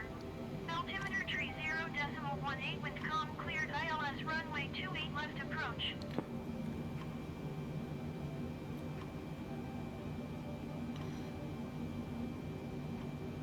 Cleared ILS runway 28 left approach, SkyWest 5248.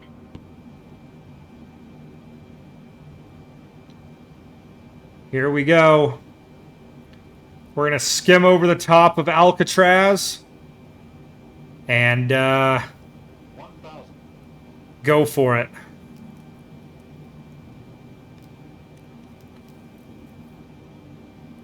United 217. We got all kinds of speed right now, though we are losing speed fairly quickly. Landing runway 19 right. We'll put the flaps down if need be. 19er left. San Francisco Tower, SkyWest 5595, ready for ISR departure. Oh, we don't need the landing gear because we are not going to land. 595 hold, short runway 19er left. Traffic is Airbus A20 and on the runway. Landing gear. Cleared to land runway 19er left, United 217. Landing gear. Frontier flight tree 65 heavy turn next taxiway. Landing gear. Air Canada 564 number tree for landing. Landing. Follow the aircraft on final. With calm caution, the Airbus A20 and landing runway 19er left. Cleared to land runway 19er right. Landing gear. Landing gear. Landing gear. Landing gear. Frontier Alright. flight tree 65 heavy Here we go, everybody. I really don't want to clip the tail, but I think we might clip our tail. Landing gear. SkyWest 559er 5 altimeter tree 0.1. Oh! Oh, no. Oh, we crashed into the water. It's a tight fit to get that plane underneath the Golden Gate Bridge. Well, I think that's a good place, though, to call it a day. I've had a lot of fun flying with everybody today. It's been a blast. Tomorrow, we will do another Eve mega stream. So definitely get excited for that. We're going to do Eve mega stream part 3. Still trying to get our Kerbals home. And please, and thank you everybody for your patience. The Discord server is coming along, so I'm probably going to work on it tonight and a little bit later today. The plan being, of course, that, yeah, we're going to have a Discord server where we can all hang out and be friendly with each other. I know that several people were talking about doing some awesome collaborations on that server, so I really look forward to seeing some of that. So yeah, expect an announcement tomorrow on our Discord server.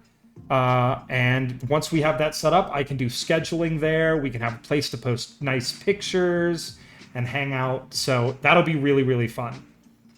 Anywho, thank you everybody so much for watching today and hanging out. This was a fun day of just relaxed, gentle flying. If you're catching this on VOD, thank you so much for watching. Speaking of VOD, my last Kerbal stream became my most watched VOD ever. Everybody really killed it on that. So thank you there. I have an Instagram that I basically update once a month, but it's there.